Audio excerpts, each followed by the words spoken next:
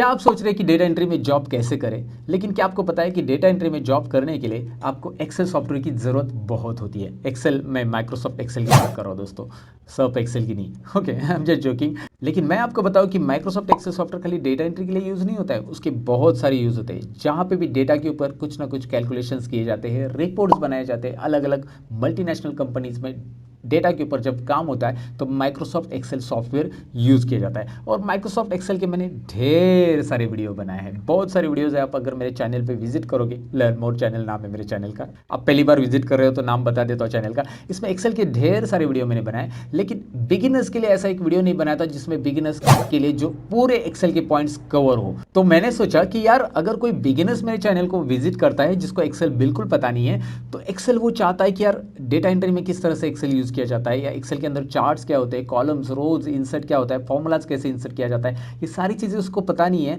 वो तो फिर मेरे चैनल पे आके बस ढूंढता रह जाएगा। इसीलिए मैंने ये एक्सेल का एक ट्यूटोरियल बनाया जिसके अंदर एक कंप्लीट बिगिनर्स नॉलेज रहेगा, यानी कि एक्सेल में आप जीरो हो तो हीरो बनाने का काम मैं करूंगा। लेकिन आपको इस वीडियो को पूरा देखना पड़ेगा दोस्तों।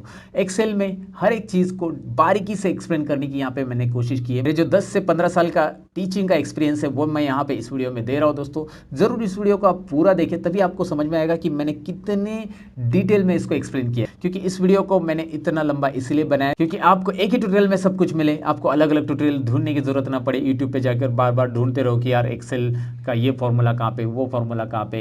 ये सारी चीज़ों को एक ही जगह पे आपको एक ही वीडियो में मिलने वाला है। नए साल में कुछ नया करने के लिए मैंने एक और चैनल ओपन किया है जिसका नाम है रियल ट्यूटोरियल, जिसके ऊपर आपको सभी वीडियोस की सीरीज मिलेगी। अब मैंने ये नया चैनल इसलिए ओपन किया है क्योंकि उसके अंदर मैं डायरेक्टली वीडियो अपलोड करते जाऊंगा। वहाँ पे ज़्यादा एडिटिंग वगैरह नहीं होगा, लेकिन ज़्यादा नॉलेजेबल वीडियोज़ वहाँ पे रहेंगे। जिनको पढ़ने में बहुत ज़्यादा इंटरेस्ट है उन लोगों के लिए मैंने रियल ट्यूटोरियल चैनल ओपन किया है, जिसके ऊपर मैं डेली वीडियोज़ अपलोड करने की कोशिश करूँगा अलग अलग ट्यूटोरियल के। तो उस चैनल पर जाकर विजिट कीजिए और उस चैनल को सब्सक्राइब करके बेल आइकॉन पे भी क्लिक करके रखिएगा। मैं सतीश लर्न मोर चैनल में आप सबका स्वागत करता हूं। चलिए हमेशा की तरह शुरू करते हैं। Let's begin.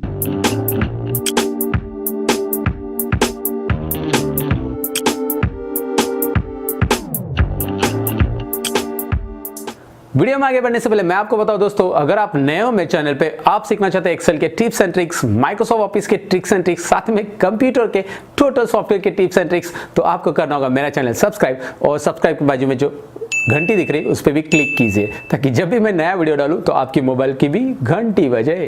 तो जैसे कि मैंने आपको इंटर पार्ट से कहा कि आप एक्सेल बिगिनर्स हो, तो ये वीडियो आपको बहुत यूजफुल होने वाला है। तो कैसे? सबसे पहले तो मैं एक्सेल स्टार्ट करके दिखाऊंगा। एक्सेल के हर एक पार्ट को मैं एक्सप्लेन करूंगा। कुछ फॉर्मूलाज रहेंगे जो बेसिक लेवल पे या बिगिनर्स लेवल को पे आपको पता रहने चाहिए, वो भी मैं आपको बताऊंगा। चलिए सबसे पहले हम यहाँ पे एक्सेल स्टार्ट करते हैं। सबसे पहले करना क्या है, यहाँ पे आपको रन कमांड लेना है। आप रन कमांड से स्टार्ट कर सकते हैं। आप सर्च बॉक्स में डायरेक्टली एक्सेल टाइप करेंगे तो भी चलेगा।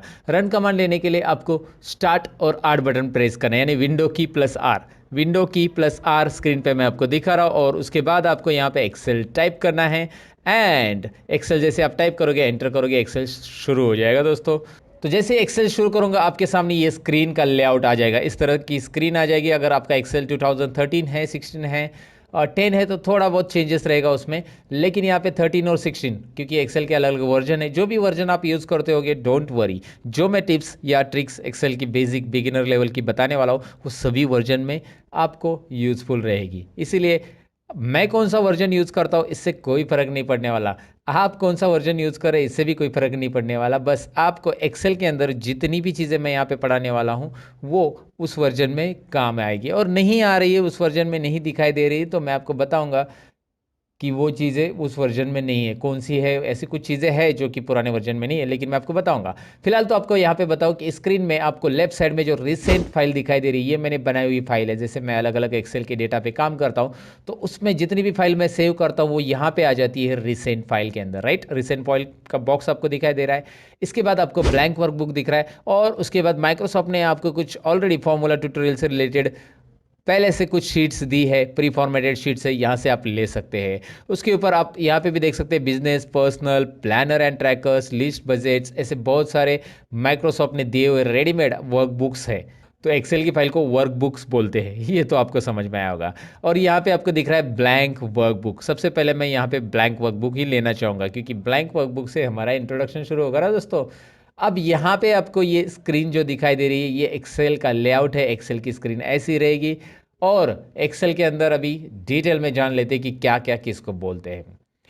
सबसे पहले तो मैं आपको यहाँ पे बताऊं कि ऊपर जो दिखाई दे रहा है home, insert, page layout, formulas, data, review, view, मेरे पास कुछ और एक्स्ट्रा भी टैब है। ये कैसा है मैं आपको बताने वाला हूँ, वैसे भी don't worry about it. But ये जो है इसे टैब बोलते हैं।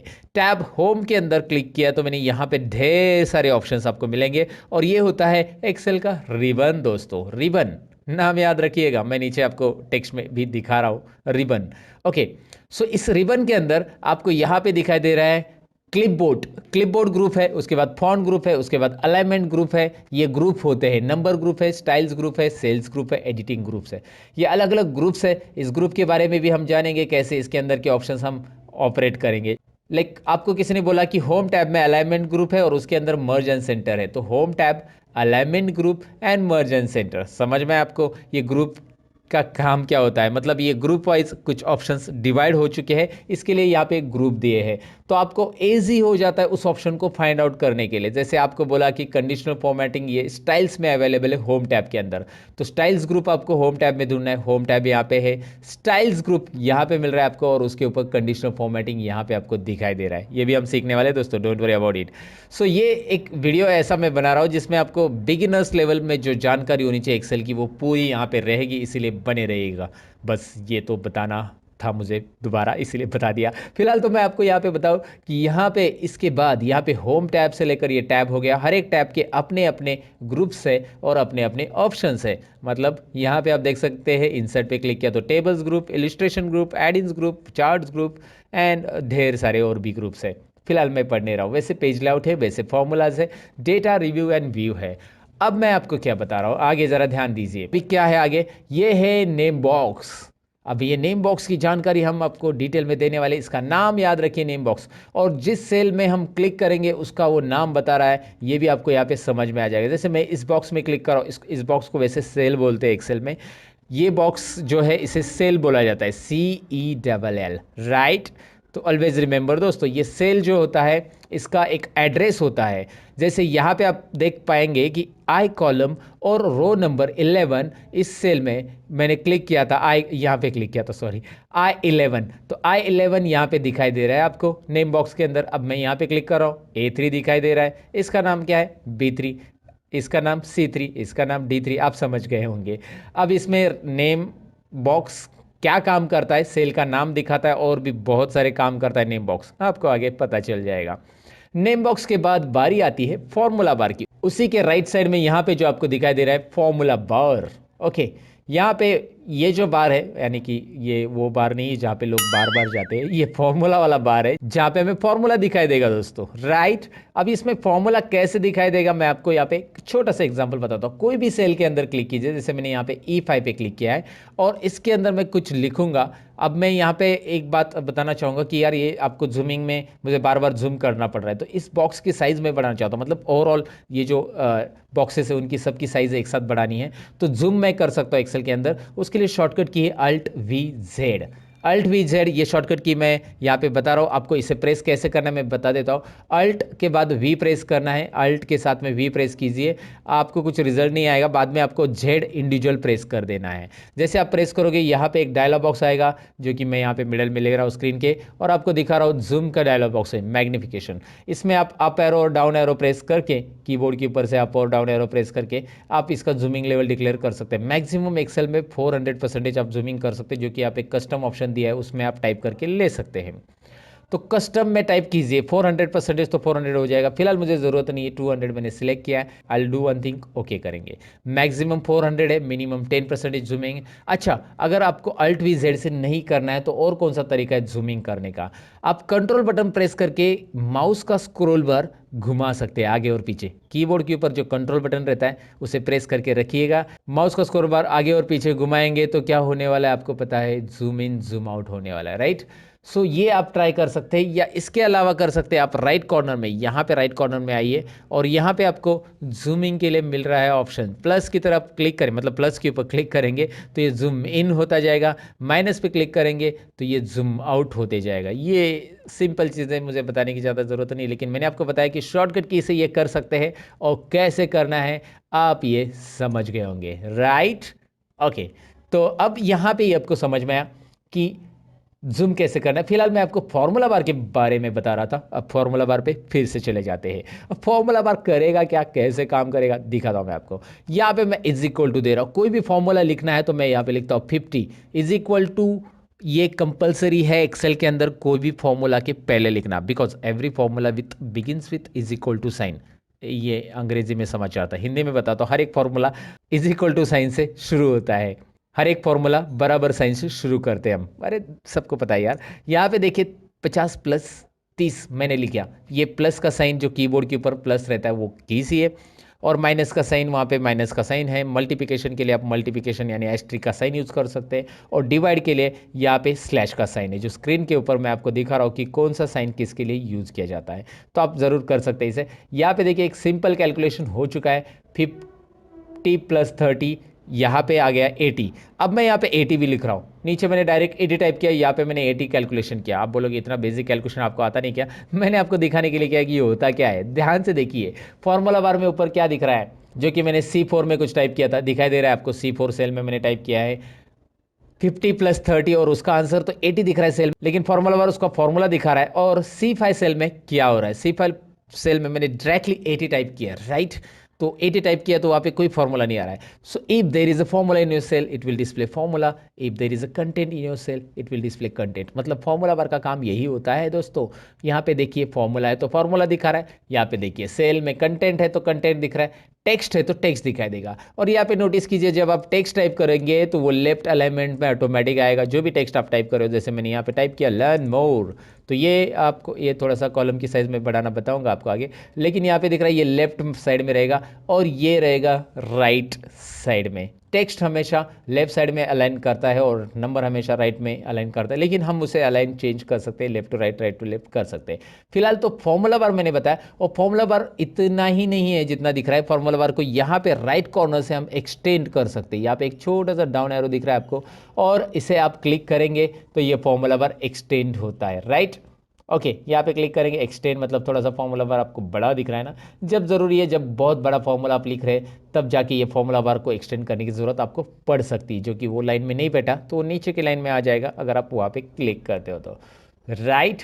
ओके, सो ये इंट्रोडक्शन के बाद आगे बढ़ते हैं। यहाँ पे मैं आपको बताऊँ कि these are the columns of Excel, ये जो है ABCDEFGHIJKLMNOPPQRSTUVWXYZ, मैं गाना नहीं गा रहा हूँ, ये कॉलम से एक्सेल के, और जेड तक ही नहीं है, आप देखेंगे आगे भी कॉलम है, AB AC AD समझे, AD I mean AD column का नाम है, वैसे ही A to Z हो जाएगा, फिर BA आ जाएगा, BB भी आ जाएगा दोस्तों, BB BC BD, वो बीड़ी नहीं जो पीने वाली है, okay I am just joking, but आपको मैं बता रहा हूँ कि यहाँ पे बहुत सारे हैं, बहुत सारे BF भी कॉलम है, BG है। और आपको मैं बताऊँ कि ऐसे आप राइट एरो प्रेस करने से अच्छा कंट्रोल और राइट एरो प्रेस करो, डायरेक्टली लास्ट कॉलम पे आ जाएंगे। लास्ट कॉलम को जंप करने के लिए कंट्रोल राइट एरो, और फर्स्ट कॉलम को जंप करने के लिए control left arrow, right, control right left, right left. अब ये जो राइट प्रेस करने के बाद ये लास्ट कॉलम जो आ रहा है वो है टोटल काउंटिंग। अगर हम करेंगे, वैसे मैं आपको डायरेक्टली बता रहा हूँ, काउंटिंग करने की जरूरत नहीं, आपको बैठना नहीं काउंटिंग के लिए, या ड्रैग भी नहीं करना कोई नंबर्स। 16,384 टोटल कॉलम्स एक्सेल में रहते, इतने सारे रिकॉर्ड्स हम वर्टिकली रख सकते हैं। लेकिन मैं आपको बताऊँ क्या कि ये रिकॉर्ड्स एक्सेल के अंदर के जो होते हैं ना, इतने भी हमें कम पड़ते हैं। बड़े बड़े कंपनी का जब डेटा आता है, जैसे कोई मल्टीनेशनल कंपनी का डेटा है, बैंकिंग का डेटा है, बैक ऑफिस का डेटा है, तो एक्सेल वहाँ पे, एक्सेल का थोड़ा सा ड्रॉबैक है। लेकिन एक्सेल के अलावा और क्या यूज़ कर सकते हैं, मैंने मेरे चैनल के वीडियोस में बताया है, वो है कि आप एक्सेल में वो डेटा नहीं हो रहा है तो एक्सेल के अंदर ही हम एक्सेल के कुछ एडिंग्स यूज़ करके वर्क उसके ऊपर काम कर सकते हैं। फिलहाल तो मैं आपको बताऊं कि कंट्रोल लेफ्ट और कंट्रोल राइट एरो से हमने यहाँ पे जंप किया था लास्ट कॉलम में, फर्स्ट कॉलम से लास्ट कॉलम 16,384 टोटल कॉलम से एक्सेल में ABCD से लेकर ऐसे। और ऐसे ही आप डाउन एरो प्रेस करोगे तो आपको रोज मिलेंगे ढेर सारे, जो कि आपको दिखाई दे रहा है स्क्रॉल होते जा रहे हैं। लेकिन अभी मुझे लास्ट रो पे जाना है तो मैं थोड़ी डाउन एरो प्रेस करते रहूंगा कीबोर्ड का, मैं कंट्रोल और डाउन एरो प्रेस करूंगा। जी हाँ, control down arrow directly last row, control up arrow directly first row, control down arrow 10,48,576, 10,48,576। इतने सारे रोज है दोस्तों, ओ माय गॉड, इतने सारे रोज, इतने सारा डेटा हम रख सकते हैं। अगर आपका कोई छोटा मोटा डेटा है तो you can easily enter it, but आपका जब बड़ा डेटा आता है तो एक्सेल के अंदर मैं आपको बताऊं कि 1 लाख रो रखने के बाद और उसके ऊपर फॉर्मूला अप्लाई करने के बाद एक्सेल सपोर्ट नहीं करता है। ये एक एक्सेल का कड़वा सच है दोस्तों। जी हाँ, 10 लाख रोज यहाँ पे है, आप 10 लाख का रिकॉर्ड रख सकते हैं, लेकिन जब आप कोई भी 10 लाख सेल्स पे अगर फॉर्मूला अप्लाई करने जाएंगे you will not get proper result, because वो फाइल बहुत हेवी हो जाती है और एक्सेल हेवी फाइल को सपोर्ट नहीं कर पाता है। इसीलिए तो एक्सेल ने 2010 में ये बातें ध्यान में रखी और 2010 के ऑफिस के लिए 2010 से आगे जितना भी वर्जन है, 10, 13, 16 वर्जन जो है या 19 वर्जन है, उसके लिए पावर पाइवट ये लॉन्च किया गया है। पावर पाइवट यहाँ पे आपको एक मेनू दिख रहा है, पावर पाइवट, इसके बारे में मैं वीडियो बनाने वाला हूँ, आप इंटरेस्टेड हो तो पावर पाइवट आगे देखिएगा। लेकिन ये थोड़ा सा एडवांस लेवल या एडवांस एक्सेल के पार्ट में आता है। तो ये जहाँ पे डेटा बहुत बड़ा आता है, फॉर्मूले लगते हैं, तो एक्सेल वहाँ पे आपको सपोर्ट नहीं करता है, तो इसीलिए उन्होंने पावर पाइवट बनाया जहाँ पे आप अलग फॉर्मूलाज यूज करके एक्सेल के अंदर पावर पाइवट में काम कर सकते हैं। फिलहाल वो बातें तो साइड में रहने दो, हम सीख रहे हैं यहाँ पे कि एक्सेल में इतने सारे रोज रहते हैं, 10,48,576, और पहला रो है हमारा यहाँ पे दिख रहा है control up and down arrow, control right and left arrow. ये जो शॉर्टकट कीज मैं बता रहा हूँ ना, इससे प्रैक्टिस कीजिएगा दोस्तों, तभी तो आपका हाथ बैठ जाएगा कीबोर्ड के ऊपर। और मैंने वैसे एक्सेल के ऊपर 101 शॉर्टकट कीज, मतलब एक्सेल की लगभग सारी शॉर्टकट कीज का एक वीडियो बनाया, काफ़ी इंटरेस्टिंग है, प्रैक्टिकल एक्सप्लेन करके बताया उस वीडियो में मैंने कि किस तरह से हम एक्सेल की ये शॉर्टकट कीज को यूज करके हमारा काम आसान कर सकते हैं। तो ज़रूर उस वीडियो को एक बार चेक कर लेना, उसकी लिंक मैं आपके लिए डिस्क्रिप्शन में दे दूंगा इस वीडियो के। ओके, फिलहाल तो हम यहाँ पे बढ़ते आगे। यहाँ पे कॉलम्स और रोज मैंने बताया, और कॉलम और रोज के इंटरसेक्शन में, यानी कि दोनों के एक दूसरे को जहाँ पे वो छेड़छाड़ करते हैं, आई मीन यहाँ पे आपको दिख रहा है एक बॉक्स बन रहा है, तो यहाँ पे इंटरसेक्शन जो हो रहा है उसको सेल बोलते हैं, जो कि सेल का हर एक का एड्रेस आ जाता है, यहाँ पे मैंने बताया था आपको। लेकिन जैसे आप ऐसे सेल सेलेक्ट कर ले हो तो इसे बोलते हैं रेंज ऑफ सेल। इसे क्या बोलते हैं? Range of cell. तो कौन सी रेंज है, क्या आप मुझे बता सकते हैं? नहीं, तो मैं आपको बता देता हूं, कोई बात नहीं। C3 सेल से लेकर F11, C3 से F11 लिखेंगे कैसे इसका? अगर लिखने की बारी आती है आपको कहीं पे, तो C3 से F11 बीच में कॉलन यूज किया जाता है रेंज को डिफाइन करने के लिए। तो ये रेंज हो गया। अगर आप ये सिलेक्ट करेंगे, टेल मी नाउ, D3 से लेकर F11, राइट? तो ये रेंज ऑफ सेल होता है, जो कि आपको याद रखना है, जिसमें हेड सेल हमेशा वाइट रहता है और बाकी सेल इस तरह से रहती है। तो रेंज ऑफ सेल या ग्रुप ऑफ सेल को एक साथ सेलेक्ट करने के बाद रेंज कौन सी होती है वो मैंने आपको बता दिया। नेम क्या होता है ये मैंने बता दिया। उसके बाद हम बढ़ते हैं आगे शीट की तरफ। यहाँ पे आपको दिखाई दे रहा है नीचे शीट 1 आ चुका है, और ऐसे आप एक्सेल में ढेर सारे शीट ले सकते हैं अलग अलग रिकॉर्ड्स रखने के लिए। मैं यहाँ पे बस प्लस पे क्लिक करते जा रहा हूँ। वैसे मैं शॉर्टकट की भी बता देता हूँ, शिफ्ट और F11, शिफ्ट और F11 करेंगे तो शीट इंसर्ट होगी। लेकिन जब आप कीबोर्ड से, मतलब शॉर्टकट की से शीट इंसर्ट करते, देखिए मैं शिफ्ट F11 कर रहा हूँ तो वो लेफ्ट साइड में इंसर्ट होगी, वो यहाँ पे लेफ्ट साइड में इंसर्ट हो रही है, दिखाई दे रहा है आपको? शीट शिफ्ट प्लस F11 करने से क्या होगा? शीट लेफ्ट साइड में इंसर्ट हो रही है। और अगर यहाँ पे प्लस पे क्लिक करके आप इंसर्ट करते हो तो वो राइट में इंसर्ट हो रही है, राइट? ओके, समझ में आपको? वो शीट को आप ऐसे अरेंज कर सकते हैं। वैसे ये 7 नंबर को यहाँ पे ड्रॉप करना है, 8 नंबर को यहाँ पे ड्रैग एंड ड्रॉप करना है, बस माउस का बटन क्लिक करके रखिए, ड्रैग एंड ड्रॉप, राइट? ये ऑर्डर में आ चुका है। कोई भी शीट कहीं पे भी आप रख सकते हैं। ये शीट्स आप यहाँ पे बहुत सारी इंसर्ट कर सकते हैं, लेकिन डिपेंड आपके डेटा कितने हैं। आपके 12 महीने का डेटा है तो 12 शीट इंसर्ट करो। आपके पास बहुत सारा अलग अलग शीट्स का रिकॉर्ड है तो वहाँ पे अलग अलग शीट्स बना के अलग अलग रिकॉर्ड रख सकते हैं। जैसे हर एक शीट के अंदर उतने रोज और उतने कॉलम आपको मिलने वाले जितने की पहले शीट में है। और यहाँ पे शीट से रिलेटेड कुछ और टिप्स एंड ट्रिक्स है जो आगे हम मैं आपके साथ शेयर करूंगा, लेकिन शीट को डिलीट कैसे करना है और रीनेम कैसे करना है ये चीज़ें बता के जाऊंगा। यहाँ पे कुछ बेसिक चीज़ें शीट से रिलेटेड देखते हैं। जैसे इस शीट में कुछ नाम देना है तो आप यहाँ पे राइट क्लिक कीजिए इस शीट के ऊपर और रीनेम ऑप्शन। इससे होगा क्या, इस शीट को आप कस्टमाइज नेम दे सकते हैं। और मैंने यहाँ पे लिया स्टूडेंट डेटा। जब भी मैं शीट का नाम दूंगा तो मेरा रिकमेंडेशन आपको ये रहेगा कि यहाँ पे अंडरस्कोर साइन ऐड कीजिए, स्पेस ना दीजिए। स्पेस भी दे सकते हैं आप, स्पेस से भी नाम ऐड होता है, कोई इशू नहीं है।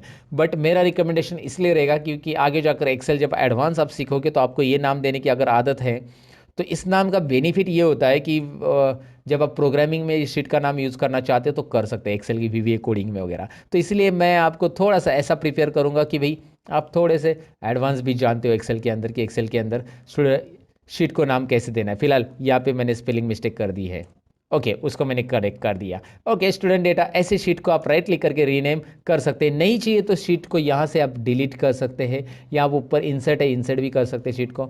इसी शीट का कॉपी बनाना है कॉपी कर सकते हैं, इसका कोड भी है, प्रोटेक्ट भी है, इसका टैब कलर भी है। कोड प्रोटेक्ट जो है वो आगे देखने वाले हैं। फिलहाल टैब कलर देखिए, यहाँ पे टैब कलर मैं दे रहा हूँ। हर एक शीट को अलग अलग कलर देके आप इस तरह से फॉर्मेटिंग रख सकते हैं दोस्तों, राइट।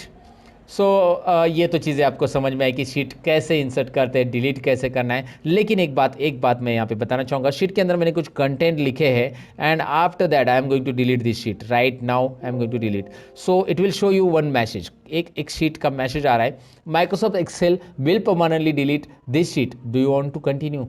ये एक्सेल क्या कर रहा है, पूरी की पूरी शीट परमानेंटली डिलीट कर रहा है। अगर आप इसे डिलीट करते हो तो आपको डेटा मिलने वाला नहीं है। मैंने डिलीट कर दिया, आप बोलोगे मैं अंडू कर सकता हूँ, नहीं होगा अंडू। कंट्रोल Z यहाँ पे नहीं चलेगा दोस्तों, कंट्रोल Z चलेगा बस आप जब शीट के अंदर के कुछ डेटा डिलीट करते, जैसे यहाँ पे डेटा डिलीट कर दिया, गलती से डिलीट हो गया, तो एक्सेल ने हमें दिया है अंडू या माइक्रोसॉफ्ट ने हमें दिया है अंडू। हमारी गलतियाँ माइक्रोसॉफ्ट हमें माफ़ करता है, एक नहीं 100 गलतियाँ भी अंडू कर सकते हैं हम, लाइफ में नहीं कर सकते, इतना याद रखना। I am just joking. Okay तो यहाँ पे अंडू कर दिया मैंने, कंट्रोल Z से अंडू हो गया, राइट। तो शीट के अंदर का डेटा डिलीट हो गया तो कोई बात नहीं, लेकिन शीट डिलीट हो गई तो वो अंडू नहीं होती, इसीलिए उसका डेटा चाहिए या नहीं चाहिए वो आपको कंफर्म करना है। यहाँ पे परमानेंट डिलीट हो रहा है, परमानेंट डिलीट तो आप समझ गए होंगे, राइट। तो आपको यहाँ पे शीट डिलीटेशन के बारे में एक चीज़ मुझे बतानी थी, मैंने बता दी। शीट प्रोटेक्शन और बाकी सारी चीज़ें जो है शीट से रिलेटेड आगे सीखने वाले हैं। इंट्रोडक्शन में आगे मैं आपको बताऊंगा कि एक्सेल की स्क्रीन को आपको छोटा करना है तो उसके लिए मतलब रिस्टोर करना है स्क्रीन को, तो उसके लिए शॉर्टकट की मैं बता रहा हूँ, अल्ट स्पेस और R बटन प्रेस कीजिए। देखिए alt space R, alt space X, interesting है, अल्ट स्पेस R स्मॉल हो गया, अल्ट स्पेस X। इस तरह से एक्सेल की स्क्रीन को आप छोटा बड़ा कर सकते हैं। ये शॉर्टकट कीज एक इंपॉर्टेंट है जो कि मैंने आपको बता दी। यहाँ पे आगे चलते हैं अभी डेटा के ऊपर और काम करते हैं कुछ एक्सेल के अंदर, साथ में उसकी फाइल कैसे सेव होती है, कौन कौन से फॉर्मेट में सेव किया जाता है, ये चीज़ें भी हम यहाँ पे देखते हैं। तो इंट्रोडक्शन के बाद अब नेक्स्ट पार्ट की तरफ बढ़ते हैं जिसमें डेटा टाइपिंग कैसे करना है यहाँ पे देखेंगे। एक्सेल के अंदर डेटा एंट्री होता है, ये आपने सुना ही होगा, लेकिन डेटा एंट्री कैसे करना है आपके सबके मन में ये क्वेश्चन रहेगा। तो सबसे पहले तो मैं क्या करता हूँ, इस वर्कबुक, ये दिख रहा है बुक 1 आ चुका है, इसको मुझे अभी क्लोज करना है, मुझे नया बुक लेना है, तो मैं कंट्रोल W करूँगा, कंट्रोल W क्लोज बुक। ये जो है एक्सेल वर्कबुक नहीं क्लोज होगा, जो हमारा ओपन बुक है, ओपन फाइल है एक्सेल की, वो क्लोज होगी। So do you want to save it, हमें सेव नहीं करना है, डोंट सेव पे मैं क्लिक करता हूँ। कंट्रोल N करूंगा नया वर्कबुक लेने के लिए, जहां पे आपको दिखाई दे रहा है नीचे आप देख सकते हैं शीट 1 नया फ्रेश आ चुका है, इस वर्कबुक का नाम देख सकते हैं बुक 2 आ चुका है, right. Okay so now I will do one thing, पहले तो इसे जूम करूंगा, अल्ट V Z, हमेशा की तरह जूम हो गया। इसमें अभी कंटेंट टाइप करने के लिए मैं कोई भी रिकॉर्ड लेता हूं जो कि आपके फैमिलियर रहेगा, आपको पहचान का रहेगा, आपको इजी लगेगा, ऐसा डेटा जो कि हमने देखा रहेगा वो लेता हूं। सीरियल नंबर लेने के बाद मैंने लिया नेम ऑफ स्टूडेंट, आप कुछ भी ले लीजिए, एम्प्लॉय लीजिए या कुछ और।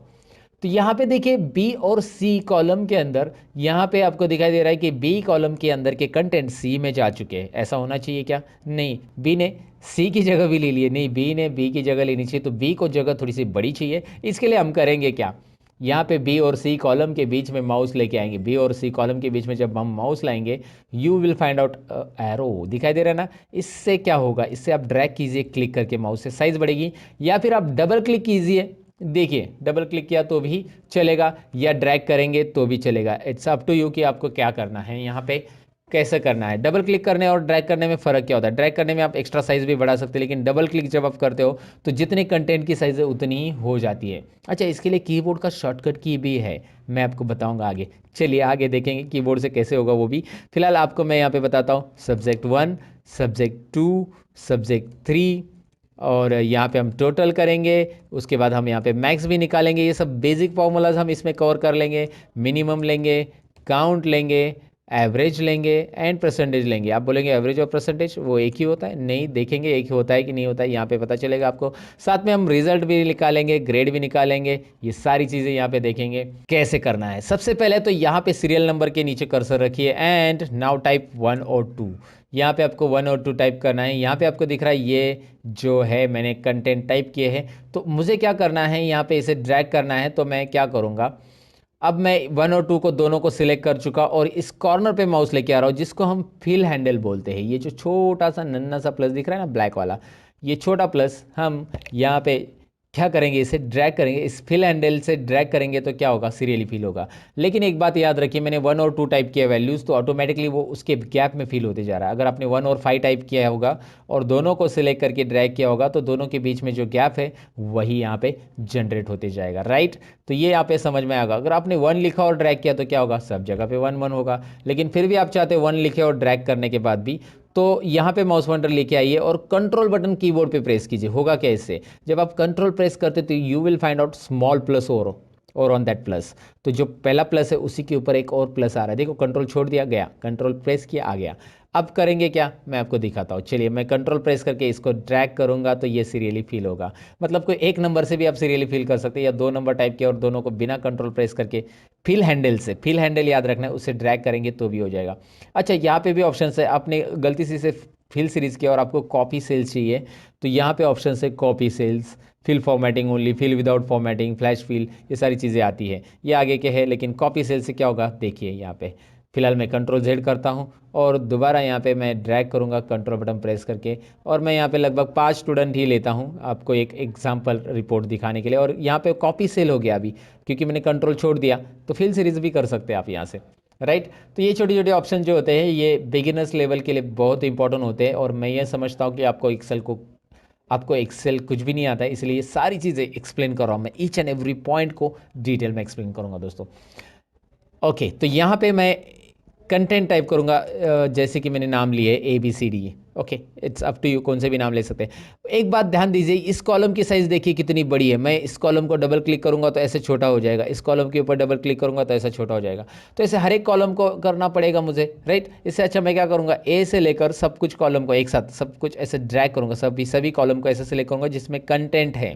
कैसे ड्रैग करना है देखिए, ए के ऊपर माउस पॉइंटर लाया, माउस का लेफ्ट बटन क्लिक करके रखा एंड ड्रैग किया एन तक, राइट, एन तक ड्रैग किया लेफ्ट बटन क्लिक करके। अब कहीं पे भी एक जॉइंट पे मतलब माउस पॉइंटर लेके आइए, कहीं पे भी आप एक जॉइंट पे लेके आइए माउस पॉइंटर, यहाँ पे देख सकते हैं, और इसके ऊपर डबल क्लिक कीजिए।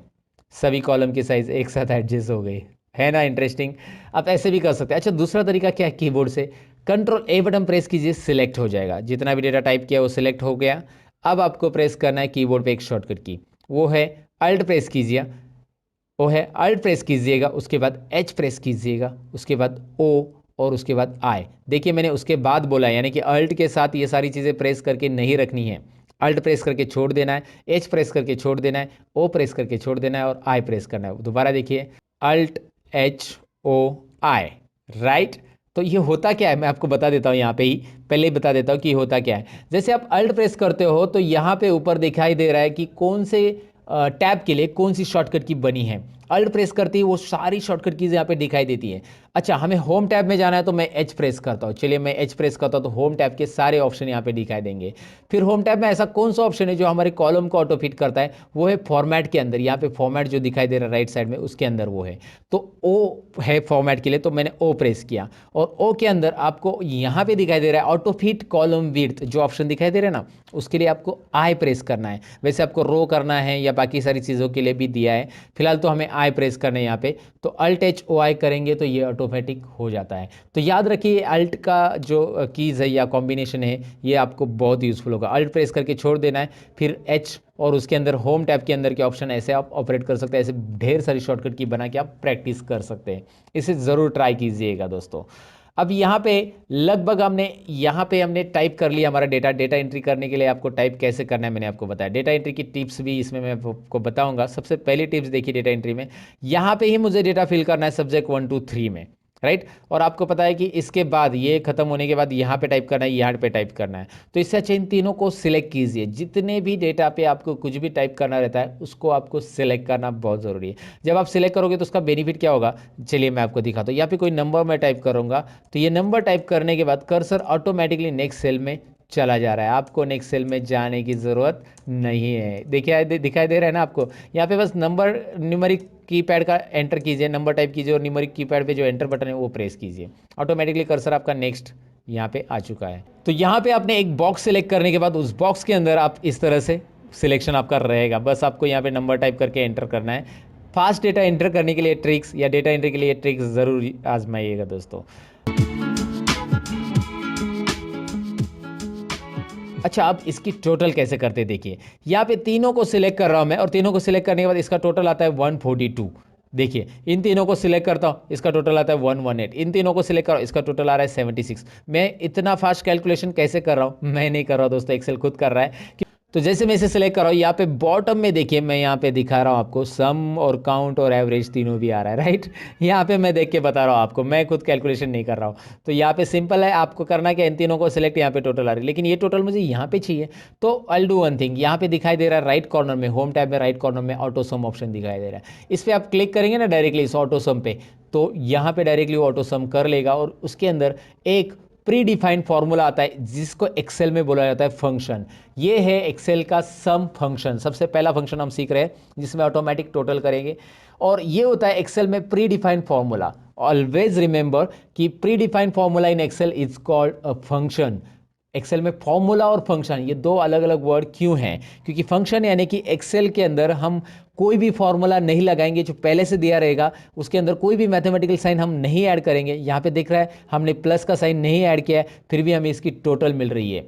तो पहले से डिफाइन किया गया फॉर्मूला जो होता है उसे हम एक्सेल में फंक्शन बोलते हैं। और अगर हमें इसकी टोटल करनी होती, मैं डिलीट कर रहा हूँ इसे, अगर इसे हमें टोटल करनी है तो मैं इज इक्वल टू करूँगा, इस सेल पे क्लिक करूँगा, ये है C2 जो कि एड्रेस दिखाई दे रहा है उसका, प्लस ये D2 प्लस ये है E2। इस तरह का ये जो होगा ये हमारा फॉर्मूला है। सो फॉर्मूला और फंक्शन में यहाँ पे समझने की कोशिश कीजिए कि उसका एक्चुअली फॉर्मूला क्या होता है। एक्सेल में ये फॉर्मूला है जो कि कस्टमाइज दिया हमने, और इसके पहले जो किया था वो फंक्शन है।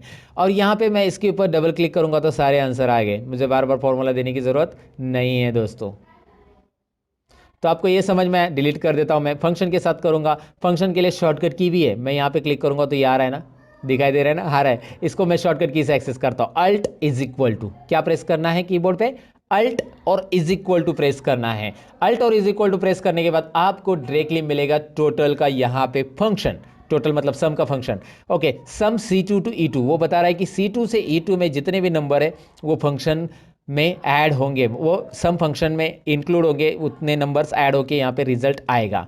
एंटर कीजिए, आपको रिजल्ट मिल रहा है। अच्छा, आप ये टाइप भी कर सकते हैं, चलिए मैं आपको दिखाता हूँ। इज इक्वल टू सम, आप ऐसा टाइप करेंगे तो नीचे देखिए बहुत सारे सम से रिलेटेड फंक्शन आ जाते हैं। सम से रिलेटेड बहुत सारे सम इफ सब सम प्रोडक्ट वगैरह सब है, लेकिन फिलहाल सम देख रहे हैं। अब ये सम टाइप करने के बाद आप टैब बटन प्रेस कीजिए, ऑटोमेटिक ओपन ब्रैकेट आ जाता है। आप ओपन ब्रैकेट दे सकते हैं शिफ्ट बटन प्रेस करके, लेकिन टैप किया ना टैप तो ऑटोमेटिक ओपन ब्रैकेट आ जाता है।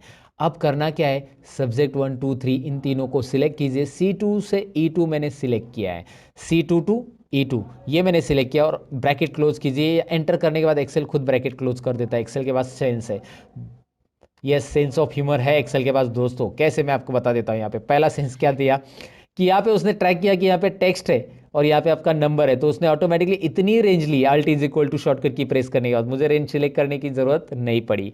दूसरी चीज़, अगर यहाँ पे कोई नंबर रहता तो ऑटोमेटिकली वो सारे के सारे नंबर ले लेता, 1 भी नंबर है और ये भी ले लेता, राइट। तो ये भी याद रखना है। दूसरी चीज़, यहाँ पे ब्रैकेट क्लोज मैंने नहीं किया, एंटर किया, एक्सेल ने ऑटोमेटिक ब्रैकेट क्लोज करके दे दिया है ना। छोटी छोटी चीज़ें आपको यहाँ पे पहले से समझनी है। और यहाँ पे डबल क्लिक करूंगा तो एक्सेल जानता है कि अभी करना क्या है उसको। यहाँ पे ये जो दिख रहा है ना फिल हैंडल, इसे आप क्लिक एंड ड्रैग कीजिए या डबल क्लिक कीजिए। अगर आप बोलो यार माउस से नहीं करना है सर, तो मैं आपको बता देता हूँ कि इसे क्लिक कीजिए, शिफ्ट और डाउन एरो प्रेस करके रखिए ऐसा, और कंट्रोल D बटन प्रेस कीजिए। कंट्रोल D फील डाउन, बहुत सारे शॉर्टकट की जो बेसिक लेवल पे आपको आनी चाहिए, कंट्रोल डी, जिससे आप लोगों को इंप्रेस कर सकते हैं ये करके, इसीलिए ये बेसिक शॉर्टकट कीज आपको याद रखने। सिलेक्ट करके कंट्रोल डी कीजिए, फिल डाउन, या फिर आप डबल क्लिक कीजिए, आ जाएगा यहाँ पे आपको इसका जवाब मिल जाएगा।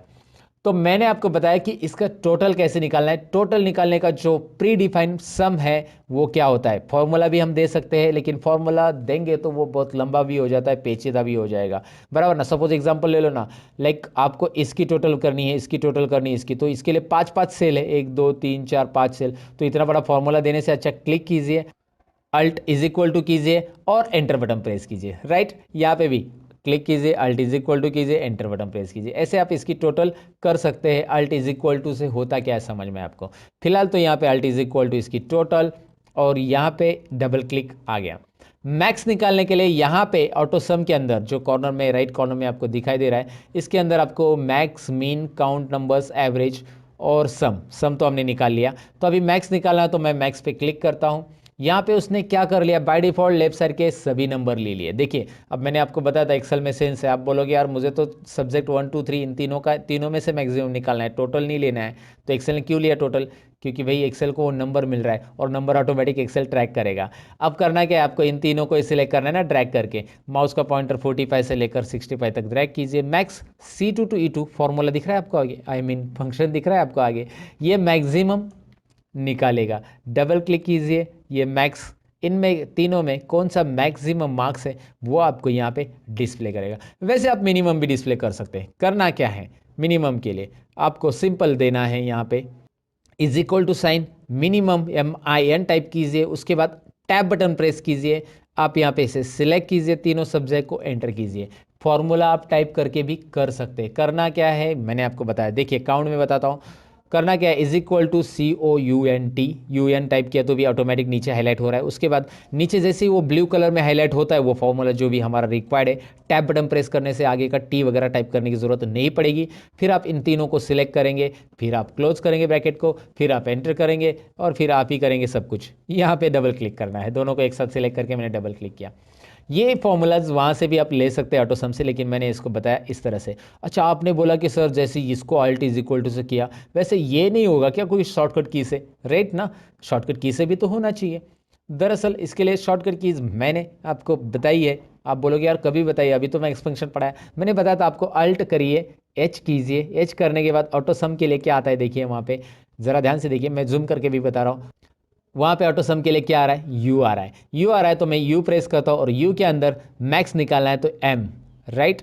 अब यहाँ पे आपको माउस यूज़ नहीं करना पड़ा, right, alt H U M, shift और लेफ्ट एरो प्रेस करूँगा क्योंकि मैंने यहाँ पे जो सिलेक्शन देखा था वो 3 सेल का चाहिए था मुझे और 4 सेल का आ रहा है। शिफ्ट और left arrow, shift button hold down करके लेफ्ट एरो कीबोर्ड का प्रेस करने से एक सिलेक्शन, एक सेल कम होगी और एंटर कीजिए।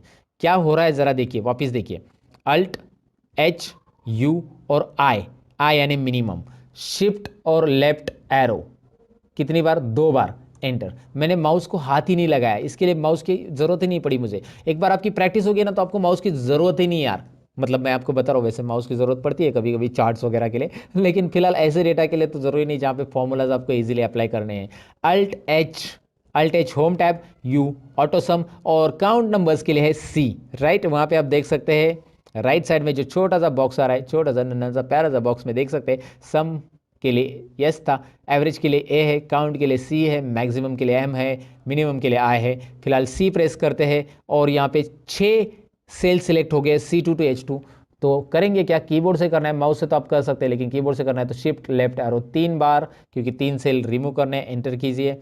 Alt H U A, average के लिए शिफ्ट लेफ्ट एरो 4 बार और एंटर कीजिए, राइट। अब मुझे ये भी कीबोर्ड से ही करना है तो मैं करूँगा क्या, शिफ्ट और राइट एरो, फिर शिफ्ट और डाउन एरो और फिर control D, right. Okay, got it दोस्तों।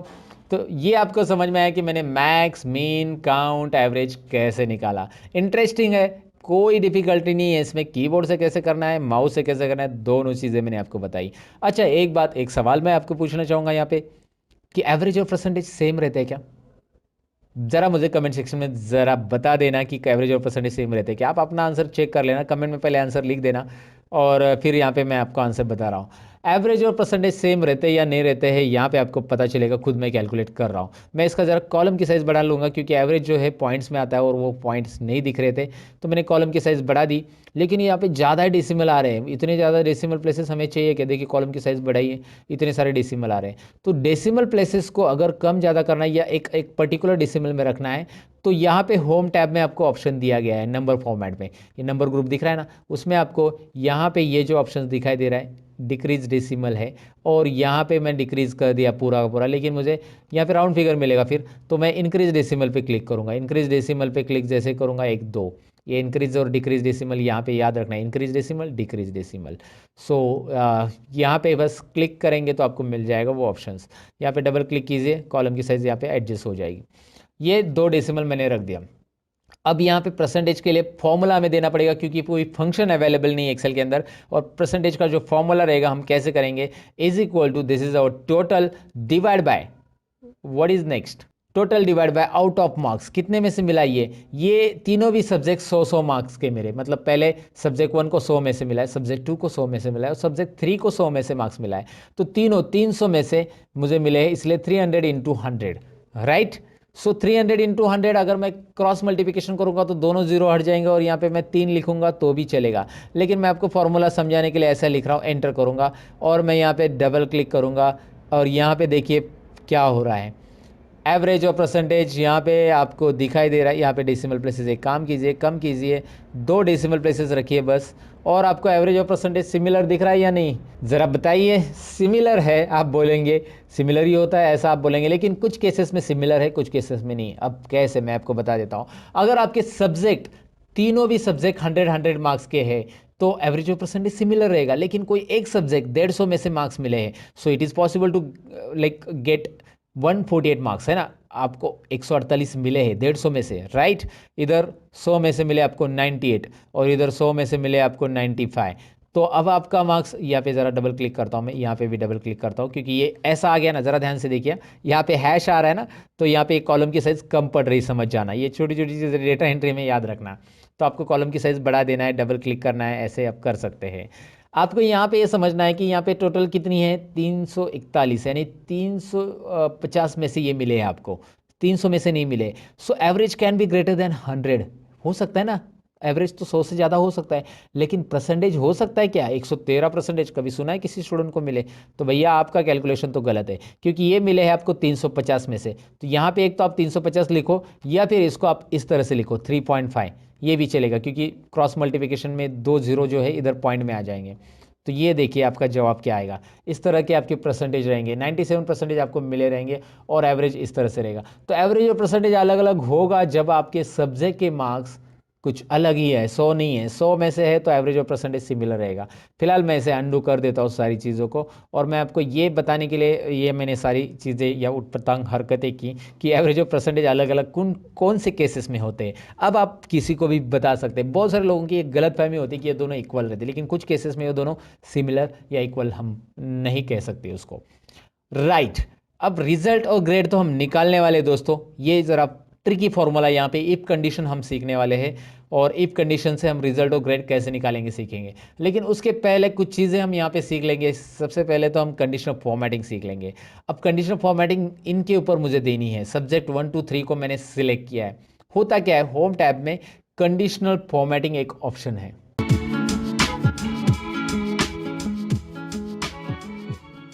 तो यहाँ पे जो कंडीशनल फॉर्मेटिंग ऑप्शन दिखाई दे रहा है उसका काम क्या है मैं आपको बता देता हूँ। जैसे आप उस पर क्लिक करोगे, highlight cells rules, top bottom rules, data bars, colour scale, icon set, ढेर सारी चीज़ें आ रही है। तो यहाँ पे हाईलाइट सेल्स रूल्स हम सीखने वाले हैं। एडवांस कंडीशनल फॉर्मेटिंग भी होता है जो कि मैं आपको आगे बताऊंगा। फिलहाल तो हम बेसिक चीज़ें पहले सीख लेते हैं इजीली। यहाँ पे कुछ हाईलाइट सेल्स रूल्स आपको दिखाई दे रहे हैं जिसमें आपको greater than, less than, between, equal to, text that contains data occurring and duplicate values, right. अब मैं आपको सबसे पहले बताऊंगा कि कंडीशनल फॉर्मेटिंग करेगा क्या। जो नंबर्स मैंने सिलेक्ट किए हैं उसके ऊपर हम कुछ कंडीशन के अकॉर्डिंग फॉर्मेटिंग देंगे। अब कंडीशन के अकॉर्डिंग फॉर्मेटिंग यानी हमें लेस देन 35 वाले नंबर हाईलाइट करने हैं। वो कौन से कलर में रहते हैं आपको स्कूल में, जब आपको 35 से कम मार्क्स मिलते हैं तो कौन से कलर में लिखते हैं टीचर, कौन से कलर में, ज़रा बताइए।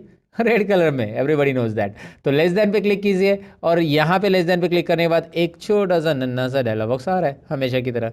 और इस डायलॉग बॉक्स में मैं क्या कर रहा हूँ, जो 38 दिख रहा है वहाँ पे मैंने 38 किया है। और 35 करने के बाद आप देख सकते हैं ऑटोमेटिकली 35 से जो भी कम है सब्जेक्ट 1 2 3 में, तीनों में भी 35 से जितने भी कम है वो रेड कलर में बैकग्राउंड के साथ वो हाईलाइट हो रहे हैं। मुझे ये कलर नहीं चाहिए तो मैं यहाँ पे कलर कस्टमाइज कर सकता हूँ। और करने के लिए बस आपको यहाँ पे कस्टमाइज करने के लिए बस आपको यहाँ पे कस्टम फॉर्मेट पे क्लिक करना होगा। नीचे दिखाई दे रहा है कस्टम फॉर्मेट ऑप्शन है, जैसे आप इस ड्रॉप डाउन पे क्लिक कर देते हो।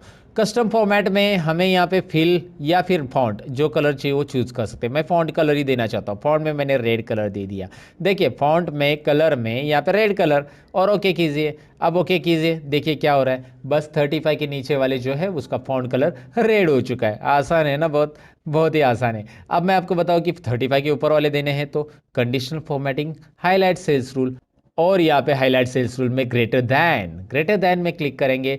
ग्रेटर दैन 35 को कौन सा कलर देना है आपके ऊपर है, ग्रीन देना है, रेड देना है। कस्टम फॉर्मेट में जाइए और यहाँ से आप ब्लू कलर देना चाहते हैं, जो भी है जो देना है वो दे सकते हैं। लेकिन एक बात यहाँ पे ध्यान दीजिए, मैंने 35 अगर लिखा तो वो तो ब्लैक कलर में आ रहा है ना, 35 ब्लैक कलर में आ रहा है, बाकी सब तो अपने ऑटोमेटिक अपने अपने कलर में आ रहे हैं। तो यहाँ पे मैं करूँगा क्या, कंडीशनल फॉर्मेटिंग में और एक चीज़ है जो कि आपको यहाँ पे देखनी चाहिए, इक्वल टू है, बिटवीन भी है वैसे। इक्वल टू 35 देते पहले, इक्वल टू 35 कौन से कलर में रखना है आपको।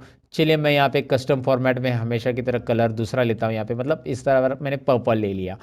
जैसे आप मार्क्स चेंज करेंगे वहाँ पे कलर भी चेंज हो जाएगा दोस्तों। यहाँ पे आप देख सकते हैं मैंने इसके मार्क्स चेंज किए, वहाँ पे हो गया उसका पर्पल। यहाँ पे इसको मैंने पास कर दिया, यहाँ पे हो गया उसको ओके।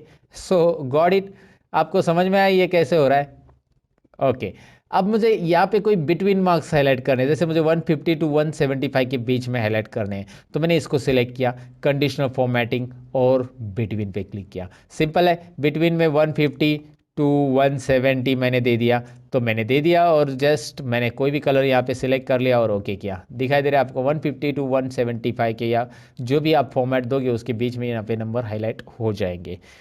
कंडीशनल फॉर्मेटिंग में आगे है यहाँ पे टेक्स्ट दैट कंटेंट्स में हम पर्टिकुलर टेक्स्ट में हाईलाइट कर सकते हैं। जैसे मैं आपको एग्जांपल देता हूँ यहाँ पे, चलिए मैं अभी फिलहाल तो पास फेल डायरेक्टली लिख रहा हूँ, लेकिन इसका फॉर्मूला बनता है दोस्तों, और वो तो हम सीखने वाले हैं ना आगे, तो बड़े रहेगा वीडियो के अंदर। इसका फॉर्मूला काफ़ी इंटरेस्टिंग है, ऑटोमेटिक पास फेल आने वाले हैं। फिलहाल तो मैंने पास फेल ऐसा अंदाज लिखा है कि ये पास है ये फेल है, ये मत देखिएगा कौन पास है कौन फेल है। मुझे बस यहाँ पे दिखाना है कि पास वाले जो है वो ग्रीन कलर में रहने चाहिए, फेल वाले जो है रेड कलर में। तो मैं वही करूँगा, यहाँ पे एक कंडीशनल फॉर्मेटिंग में जो ऑप्शन था वो पिक करूँगा, टेक्स्ट दैट कंटेन्स। जिस टेक्स्ट के अंदर पास है उसको मैं ये वाला ग्रीन वाला कलर देना चाहता हूँ। चलिए मैंने यहाँ पे डायरेक्टली प्री डिफाइन जो कलर है ना, green fill with the dark green text, वो दे दिया। राइट, अब मैं क्या करता हूँ, कंडीशनल फॉर्मेटिंग दोबारा उसी को सिलेक्ट रख के आप एक ही सेल्स के ऊपर दो कंडीशंस भी दे सकते हैं, जो कि यहाँ पे मैं आपको दिखा रहा हूँ। फेल, यहाँ पे आपको फेल लिखना है और फेल के अंदर ये कलर देना है और ओके कीजिए। अब आप देख सकते हैं पास और फेल को कैसे कलर आ रहा है। मैंने एक टेम्पररी आपको बताया सोल्यूशन कैसे करना है। उसके अलावा यहाँ पे अगर मैं आपको बताऊं कि कोई डेट्स है तो डेट्स के लिए भी आप फॉर्मूला दे सकते हैं। जैसे यहाँ पे कोई डेट्स नहीं है, but I do one thing, यहाँ पे मैं कोई डेट लेता हूँ। जैसे मैं यहाँ पे 22 दिसंबर को रिकॉर्ड कर रहा हूँ, तो मैं यहाँ पे सपोज 2 दिन पहले की डेट लेता हूँ और मैंने यहाँ पे 2 दिन पहले की डेट ले ली है, और उसके बाद इस डेट को मैं ड्रैग करूँगा तो ये सीरियली डेट आ जाएगी। राइट, मैं इतनी डेट दिखा रहा हूँ बस यहाँ पे आपको ये समझाने के लिए। कंडीशनल फॉर्मेटिंग में हाईलाइट सेल्स रूल में डेट ऑकरिंग हमारा नेक्स्ट टॉपिक है। डेट ऑकरिंग में जब हम क्लिक करेंगे, एस्टरडे कल की डेट, आज 22 तारीख है तो कल की डेट 21 तारीख, टुडे है ना, right, tomorrow, in last 7 days, ऐसे बहुत सारी चीज़ें इसमें। ये सेल्स रिपोर्ट वगैरह में बहुत काम आती है। आप अगर हाईलाइट करके रखना चाहते हैं सेल्स को, अगर आप ये फॉर्मूला देके रखेंगे तो ऑटोमेटिकली नेक्स्ट वीक की डेट, दिस वीक की डेट है ना, ये सब यहाँ पे हाईलाइट होगी। लास्ट वीक की, लास्ट 7 डेज, यहाँ पे तो 7 डेज नहीं, मैंने 2-4 ही डेट ली है। तो ये कंडीशनल फॉर्मेटिंग आप यहाँ पे अप्लाई कर सकते हैं डेट वाइज। फिलहाल मैंने उस पर नहीं किया, लेकिन मैंने आपको बता दिया। अच्छा, दूसरी चीज़ यहाँ पे मैं आपको बताना चाहूँगा कि यहाँ पे नाम है और आप चाहते कि यहाँ पे किसी का भी नाम डुप्लीकेट आए तो वो हाईलाइट हो जाए, या आपने मोबाइल नंबर लिखा रहेगा तो डुप्लीकेट मोबाइल नंबर एंटर करते हैं तो वो हाईलाइट हो जाए। तो डुप्लीकेट वैल्यूज़ आपको पता चले एंटर करने के बाद, तो सबसे पहले इस कॉलम पे पूरे कॉलम को सिलेक्ट कीजिए, क्योंकि पूरे कॉलम में जब आप एंटर करेंगे तो आपको पता चलना चाहिए। तो बी कॉलम पे क्लिक करने के बाद conditional formatting, highlight cells rule, और लास्ट ऑप्शन जो है यहाँ पे देखना है from this list duplicate values, ये दिखाई दे रहा है, क्लिक कीजिएगा। क्लिक करने के बाद बस यहाँ पे कलर तो ऑटोमेटिक आने वाला है, कलर है, डुप्लीकेट वैल्यूज यहाँ पे रखिए और ओके कीजिए, डुप्लीकेट ही रखना है। और अभी क्या होगा देखिए, मैं आपको बता देता हूँ कि ए अगर हमने डबल लिखा तो क्या हो रहा है। अगर मैं यहाँ पे ऐप लिखता हूँ सो कुछ भी प्रॉब्लम नहीं है, जी लिखता हूँ उसे कुछ प्रॉब्लम नहीं है, लेकिन उस लिस्ट में अगर वो नाम दोबारा आता है, जैसे ये नाम दोबारा आ गया है बी, तो वो हाईलाइट कर रहा है 2 बार है भैया, ये भी 2 बार है, कहाँ पे वो बता रहा है, सी डी भी हाईलाइट कर रहा है राइट। सो डुप्लीकेट वैल्यू हाईलाइट करने के लिए काफ़ी इंटरेस्टिंग है। आपने ए बी सी डी लिखा है, मैंने ये मत समझो कि ए बी सी डी आएगा खाली, मैंने अनिल नाम लिखा, और अगर अनिल नाम पहले से लिखा होगा लिस्ट में, लुक एट हियर राइट, तो ये भी यहाँ पे हो जाएगा हाईलाइट। इंटरेस्टिंग है, ये सारी चीज़ें आपको समझ में आई होगी। कंडीशनल फॉर्मेटिंग करना कैसे है। कंडीशनल फॉर्मेटिंग में यहाँ पे इस मार्क्स को कुछ अलग तरीके से फॉर्मेट करने के लिए मैं यहाँ पे सबसे पहले इसका फॉर्मेटिंग हटाना चाहूँगा। तो मैं कंडीशनल फॉर्मेटिंग में जाता हूँ, क्लियर रूल्स, और यहाँ पे 2 ऑप्शन रहते हैं कि आपको पूरे शीट का रूल क्लियर करना है, मतलब यहाँ पे राइट साइड में पास फेल को लगाया हुआ रूल भी क्रिएट करना है। तो clear rules from entire sheet कीजिए, सबके रूल जाएंगे, जो सिलेक्टेड है उनके भी जाएंगे, बाकी के भी जाएंगे, और क्लियर रूल्स फ्रॉम सिलेक्टेड मतलब जो नंबर सिलेक्टेड है उसी के जाएंगे। तो मैं फिलहाल नंबर के गायब करना चाहता हूँ, तो देखिए नंबर के रूल्स गायब हो गए। अब यहाँ पे कंडीशनल फॉर्मेटिंग में आपको मैं बताऊँ कि टॉप बॉटम रूल्स भी है, कि इसमें टॉप 10 आइटम्स अगर आपको हाईलाइट करने तो होंगे, टॉप 1 आइटम्स हाईलाइट करने हैं तो यहाँ पे टॉप 1 दिखाई देगा, क्योंकि 65 ही टॉप 1 है तो सभी के सभी हाईलाइट हो जाएंगे। टॉप 2 3 4 5 में वही आएंगे, 6 में नेक्स्ट आइटम आएगा। तो ये टॉप आइटम्स हाईलाइट करने के लिए वैसे आप यहाँ पे बॉटम और बाकी सब आइटम्स हाईलाइट कर सकते हैं। जो आइटम जो नंबर आप हाईलाइट करना चाहते हो वो हाईलाइट कर सकते हैं। आइटम्स हमारे हिंदी में कुछ अलग तरीके से बोला जाता है या मीनिंग लिया जाता है, लेकिन यहाँ पे आइटम्स मतलब नंबर से हमारे दोस्तों। सो समझ में आपको ये कैसे करना है, टॉप बॉटम टॉप 10%, ये ज़रा ट्राई मारिएगा इसके ऊपर ज़रा। डेटा बार्स में यहाँ पे मैं आपको बताऊँ कि डेटा बार्स में जैसे ही आप कोई भी यहाँ पे नंबर्स मतलब कोई भी कलर्स के ऊपर या ग्रेडियंट के ऊपर सेलेक्ट करते हैं, सॉलिड फिल लीजिए या डेटा बार्स में ग्रेडियंट फिल लीजिए, यहाँ पे आपको वो कलर्स में वो पर्टिकुलर सेल पूरा यहाँ पे फिलअप दिखाई देगा। मैं आपको दिखाता हूँ, यहाँ पे हाईएस्ट है इसलिए 65, अगर ये लोएस्ट हो गया तो देखिए ये 5 है ना, क्योंकि उसका परसेंटेज उतना है ना। अगर मैंने इसको 100 दिया तो 65 देखो कितना आ रहा है, 65 उतने ही परसेंटेज रेंज में भरा हुआ रहेगा। 50 रहेगा तो आधा, 100 फुल है तो 50 आधा आ जाएगा सेल में, आधा कलर आधा ये। तो आपको ये समझने में दिक्कत नहीं है कि डेटाबेस यहाँ पे क्या बता रहा है। बहुत सिंपली आपको डेटा का प्रेजेंटेशन मिल रहा है कंडीशनल फॉर्मेटिंग के अंदर। डेटाबेस के रूल्स क्लियर करने हैं या पूरे रूल्स क्लियर करने, तो clear rules from entire sheet, पूरे के पूरे रूल्स मैंने क्लियर कर दिए। अब डेटाबेस के अलावा कलर स्केल भी है, पूरे कलर अलग अलग रेंज में आ जाएगा, मतलब 25 जो रेंज में रहेंगे वो रेंज में एक ही कलर मिलेगा आपको, 25 21 22 23 क्यों एक ही कलर, फिर अलग अलग रेंज में अलग अलग कलर स्केल मिलेंगे। वैसे ही आइकॉन सेट देखिए, ये काफ़ी इंटरेस्टिंग है। जो हाईएस्ट नंबर, ये आपने देखा होगा ना मोबाइल में, जैसे आपको नेटवर्क मिलता है, आपको नेटवर्क पूरा मिला तो 4 Kandi network, 3 Kandi network, 2 Kandi network, ऐसा हम बोलते हैं ना। सो यहाँ पे वैसे ये कुछ है, नेटवर्क में शो करिए या फिर इसे शो कीजिए या फिर इसे शो कीजिए, जो भी आपको प्रेजेंटेशन में अच्छा या अट्रैक्टिव लग रहा है ये आप दिखा सकते हैं। ये बस मीटिंग के लिए प्रेजेंटेशन के लिए होगा, प्रिंटिंग के लिए वगैरह इसका यूज़ करने की ज़रूरत नहीं है। और ये डेटा में जब प्रेजेंट किया जाता है तभी इसका ज़्यादातर यूज़ किया जाता है। अब आपको लगा कि यार ये मैंने दिखा लेकिन मुझे यही दिखाना है, इसमें नंबर नहीं दिखाने, तो ये भी हम कर सकते हैं। नंबर गायब करने के लिए एक छोटी सी ट्रिक यहाँ पे बता देता हूँ, मैं आपको जल्दी बता देता हूँ। यहाँ पे नंबर फॉर्मेट दिखाई दे रहा है, उसके यहाँ पे क्लिक करना है नंबर फॉर्मेट पे, होम टैब में ये नंबर फॉर्मेट है, उसका जो ऑप्शंस आता है एक्स्ट्रा ऑप्शंस, यहाँ पे फॉर्मेट सेल्स आ जाएगा। इसे लाने के लिए आप Ctrl+1 भी बटन प्रेस कर सकते हैं कीबोर्ड से, Ctrl+1 ये उसकी शॉर्टकट की है। उसके बाद आपको यहाँ पे नीचे कस्टम पे क्लिक करना है दोस्तों, और कस्टम के अंदर यहाँ पे मैं क्या कर रहा हूँ, टाइप जो दिखाई दे रहा है ना, उसमें मैं सेमीकोलन टाइप करूँगा। बस क्या टाइप करना है, टाइप में सेमीकोलन टाइप करना है, ओके करना है। नंबर गायब, नंबर है वहाँ पे लेकिन वो नंबर डिस्प्ले नहीं होंगी क्योंकि हमने वहाँ पे कस्टम किया सेमीकोलन से। और यहाँ पे अगर आप 100 लिखते हो, now you will find out number है दिखाई दे रहा, आगे टोटल भी आ चुकी है, नंबर गायब नहीं है। 320 लिखते हो, देखो चार्ट पूरा चेंज हो जाएगा अलग अलग। सो आपको यहाँ पे ये समझ में आया कि वहाँ पे नंबर है लेकिन हमने उसे गायब किया है। कैसे गायब किया वो समझ में आया होगा आपको। मैं अंडू कर देता हूँ फिलहाल, इसे आप वहाँ पे वापिस जाके कस्टम में जनरल लिखेंगे तो आ जाएगा। तो ये नंबर फॉर्मेट कैसे करना है और किस तरह से कंडीशनल फॉर्मेटिंग अप्लाई करनी है आपको समझ में आया होगा। अब यहाँ पे कुछ चीज़ें और जानते हैं, जैसे कि यहाँ पे कंडीशनल फॉर्मेटिंग तो मैंने आपको बता दिया। यहाँ पे एक रो इंसर्ट करना है, कैसे करना है मैं आपको बताता हूँ। कंट्रोल प्लस ये डेटा एंट्री में याद रखिए कि आपको अगर कोई रो इंसर्ट करना है कोई भी सेल के अंदर तो आप इसे राइट क्लिक करके भी कर सकते हैं। राइट क्लिक इंसर्ट रो, देखिए रो कैसे इंसर्ट करना है, बहुत ही सिंपल है। कोई भी रो ऐड करना है, कॉलम ऐड करना है, सपोज सब्जेक्ट 4 यहाँ पे रह गया, कुछ भी चीज़ें आपको ऐड करनी नहीं, आपको यहाँ पे कॉन्टैक्ट नंबर ऐड करना था तो आपने यहाँ पे करना है राइट क्लिक और इंसर्ट। नया कॉलम ऐड करने के लिए राइट क्लिक इंसर्ट, या शॉर्टकट की मैं बताता हूँ आपको कंट्रोल प्लस। देखिए आपको सिलेक्ट कौन सा कॉलम करना है, जिस कॉलम के पहले आपको कॉलम ऐड करना है उसी कॉलम को सिलेक्ट करना है और कंट्रोल प्लस उसके पहले आ जाएगा। अगर आपको ऐप के पहले कॉलम ऐड करना है कंट्रोल प्लस, सिंपल है ना, उस कॉलम को सिलेक्ट करना है। अच्छा, आपने अगर सेल सिलेक्ट किया होगा और कंट्रोल प्लस किया होगा तो क्या होगा, ये डायलॉग बॉक्स आएगा, वो पूछेगा आपको कि सेल इंसर्ट करना है या कॉलम इंसर्ट करना है। फिलहाल तो मुझे एंटायर कॉलम इंसर्ट करना है, राइट। तो आपको यहाँ पे याद रखना है, अगर आपने कॉलम को सिलेक्ट किया है तो डायरेक्ट इंसर्ट होगा, और कॉलम को नहीं सिलेक्ट किया है, सेल को सिलेक्ट किया है, तो आपको ये डायलॉग बॉक्स मिलेगा, वो पूछेगा रो इंसर्ट करना है या कॉलम। तो मैंने रो किया तो और एक रो ऐड हो गया। तो आप ऐसे रो भी ऐड कर सकते हैं, कॉलम भी ऐड कर सकते हैं। और फिलहाल अगर मुझे इस रो को डिलीट करना है, जैसे मैंने इसे अंडू कर दिया अभी, लेकिन दोबारा कंट्रोल वाई करके रिडू किया और मैं इसे डिलीट करना चाहता हूँ, तो मैं इसके ऊपर ऐसा क्लिक करूँगा, इस रो को सिलेक्ट करूँगा और कंट्रोल माइनस करूँगा तो ये पूरा डिलीट हो जाएगा। लेकिन मैंने सिलेक्ट नहीं किया है, कर्सर यहाँ पे कहीं पे भी है, कंट्रोल माइनस किया तो वो पूछेगा कि आपको रो डिलीट करना है या कॉलम डिलीट करना है। तो हम यहाँ पे एंटायर रो सिलेक्ट करेंगे और एंटायर रो सिलेक्ट करके ओके करेंगे। आपको दिखाई दे रहा है रो डिलीट हो गया।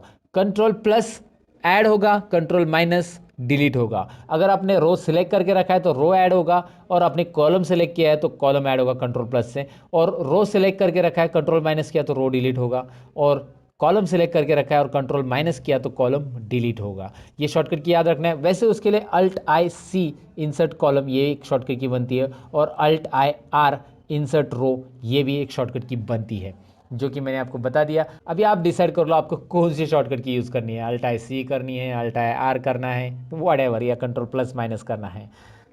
ये तो हमने देख लिया कि रो और कॉलम कैसे इंसर्ट करते हैं। कहीं पे भी आपको 2-4 कॉलम इंसर्ट करने हैं, आपको लगा कि यार यहाँ पे 5 कॉलम इंसर्ट करने, तो उसके आगे के 5 कॉलम सेलेक्ट कीजिए और कंट्रोल प्लस कीजिए, 5 कॉलम आपको मिलने वाले हैं ना। इंटरेस्टिंग, ये डेटा एंट्री के लिए याद रखिए दोस्तों, डेटा एंट्री में ये सारी चीज़ें यूज़ होती है।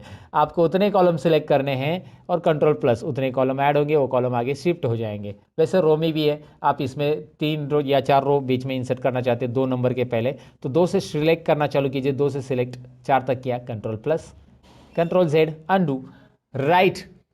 तो यहाँ पे आपको ये सारी चीज़ें समझ में आए कि कंट्रोल प्लस माइनस से कैसे रो इंसर्ट होता है। मैंने दरअसल ये रो इंसर्ट क्यों किया है, मुझे यहाँ पे टाइटल देना है, तो यहाँ पे स्टूडेंट रिकॉर्ड करके ये टाइटल है, तो मैंने स्टूडेंट रिकॉर्ड लिखा है।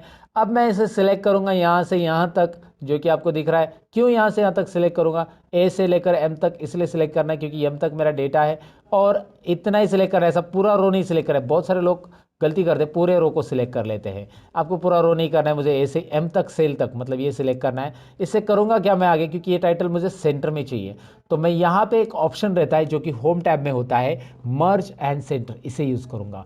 मर्ज एंड सेंटर, ये डेटा मर्ज एंड सेंटर हो जाएगा। मर्ज एंड सेंटर में आपको दिखाई दे रहा है ये डेटा सेंटर में आ चुका है।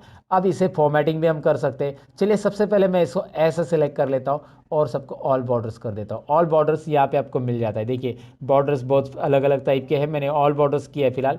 तो ऑल बॉर्डर्स में ये सेल दिखाई दे रहा है। ये ऑल बॉर्डर्स करना क्यों ज़रूरी होता है, अगर आप ऑल बॉर्डर नहीं करेंगे तो भी डेटा रहेगा, लेकिन जब आप कंट्रोल पी करोगे प्रिंटिंग के लिए तो ये ध्यान में रखिए, मैंने ये बॉर्डर किया है उतना ही डेटा दिखाई दे रहा है, मतलब डेटा दिख रहा है और बॉर्डर के साथ दिख रहा है। अगर मैं बॉर्डर नहीं करता, मैं अंडू कर देता हूँ, control Z undo, control P, now look at here, data तो है लेकिन उसके लाइंस नहीं आ रही, क्योंकि ये जो लाइंस होती है ये ग्रिड लाइंस होती है दोस्तों, और ये ग्रिड लाइंस बस यहाँ पे कैलकुलेशंस के लिए आपको डिस्प्ले होगी। प्रिंटिंग के लिए आपको ऑल बॉर्डर्स यहाँ पे रखना चाहिए। वैसे प्रिंटिंग के टिप्स में मैं इसी ट्यूटोरियल में बताने वाला हूँ। अब प्रिंटिंग में क्या टिप्स रहेंगे मैं आपको यहाँ पे सिंपली दिखा देता हूँ। यहाँ पे आप देखेंगे कि परसेंटेज तो कॉलम तक ही आ रहा है, आगे के 2 कॉलम आ ही नहीं रहे, रिजल्ट और ग्रेड, जो कि हमने अभी निकाला नहीं वैसे, लेकिन यहाँ पे आप देख सकते हैं कि रिजल्ट और ग्रेड ये कॉलम के बाहर जा रहे हैं, एक छोटी सी डॉटेड लाइन दिख रही है। जब आप कंट्रोल पी करोगे तो ये डॉटेड लाइन यहाँ पे अपेयर हो जाती है और प्रीव्यू आपको पता चलता है कि इसके इधर लेफ्ट साइड के जितने कॉलम है वही आने वाले, ये दोनों नहीं आने वाले। तो इसको कैसे फिट करेंगे आगे, आगे है दोस्तों, बने रहिएगा।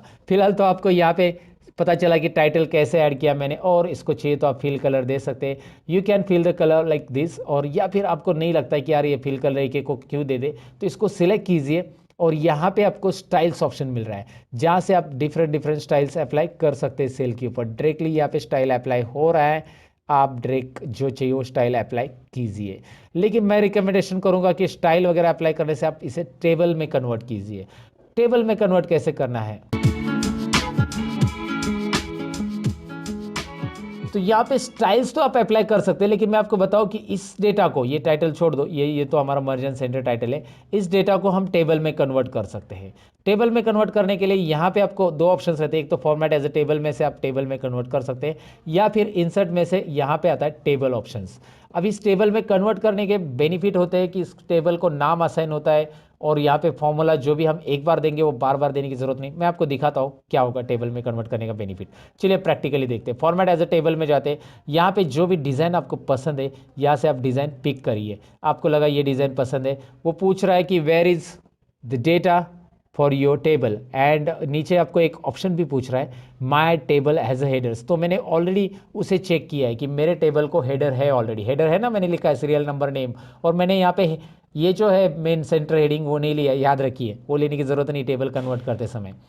टेबल में यहाँ पे मैंने इसे रेंज को ऑलरेडी डिफाइन किया था पहले से, तो इसलिए वो रेंज आ चुकी है। आप बदलना चाहते हो तो इसे दोबारा आप सिलेक्ट कर सकते हैं, ऐसे नीचे और बढ़ाना चाहते हैं टेबल में तो और भी बढ़ा सकते हैं, वैसे ज़रूरी नहीं। फिलहाल ओके कीजिए, ये दिखाई दे रहा है आपको, ये टेबल में कन्वर्ट हो चुका है। अब ये टेबल का बेनिफिट देखिए, एक तो कलर स्टाइल फॉर्मेटिंग अप्लाई हो चुका, दूसरा है कि यहाँ पे आपको एक ड्रॉप डाउन मिल रहा है जो कि फिल्टर अप्लाई हो रहा है। ये क्या होता है, डेटा फिल्टर करने का काम करता है। कैसे, मैं आपको दिखाऊंगा। फिलहाल तो आप यहाँ पे देखिए इसका बेनिफिट और क्या है। जैसे ही सपोज मैं यहाँ पे टोटल को हटा देता हूँ, डिलीट कर देता हूँ, राइट। अब मैं यहाँ पे अल्ट इज इक्वल टू, ये एक फॉर्मूला लगाता हूँ जो कि आपको पता है, अल्ट इज इक्वल टू, और ये फॉर्मूला ऑटोमेटिक टेबल 2 में सब्जेक्ट 1 टू सब्जेक्ट 3 बता रहा है, ऑटोमेटिक वो बताएगा, वो उसके हिसाब से फॉर्मूला टेबल के हिसाब से एंटर करना है। एंटर करने के बाद आपको यहाँ पे ड्रैग करने की ज़रूरत नहीं पड़ेगी, राइट। सिंपल है ना, ड्रैग करने की बिल्कुल ज़रूरत नहीं। अच्छा एक और चीज़, आप यहाँ पे 6 नंबर ऐड करोगे ना तो टेबल में ऑटोमेटिक ऐड हो जाएगा वो, और आगे के फॉर्मूलाज जो है ना वो आपको फिर से देने की ज़रूरत नहीं है। यहाँ पे पूरे फॉर्मूलाज ऑटोमेटिक आएंगे, बस आपको टाइप करने हैं उनके मार्क्स, नाम भी टाइप करना है। फिलहाल मैंने नाम नहीं लिया, लेकिन मैं यहाँ पे कुछ मार्क्स टाइप कर देता हूँ। जैसे यहाँ पे मार्क्स टाइप करा तो आगे उसके फॉर्मूलाज बनते आपको दिखाई दे रहा है। ये टेबल का बेनिफिट होता है, डेटा ऑटोमेटिकली, यहाँ पे फॉर्मूलाज वगैरह दोबारा देने की ज़रूरत नहीं है। इतना ही नहीं, टेबल के वैसे बहुत सारे बेनिफिट्स हैं।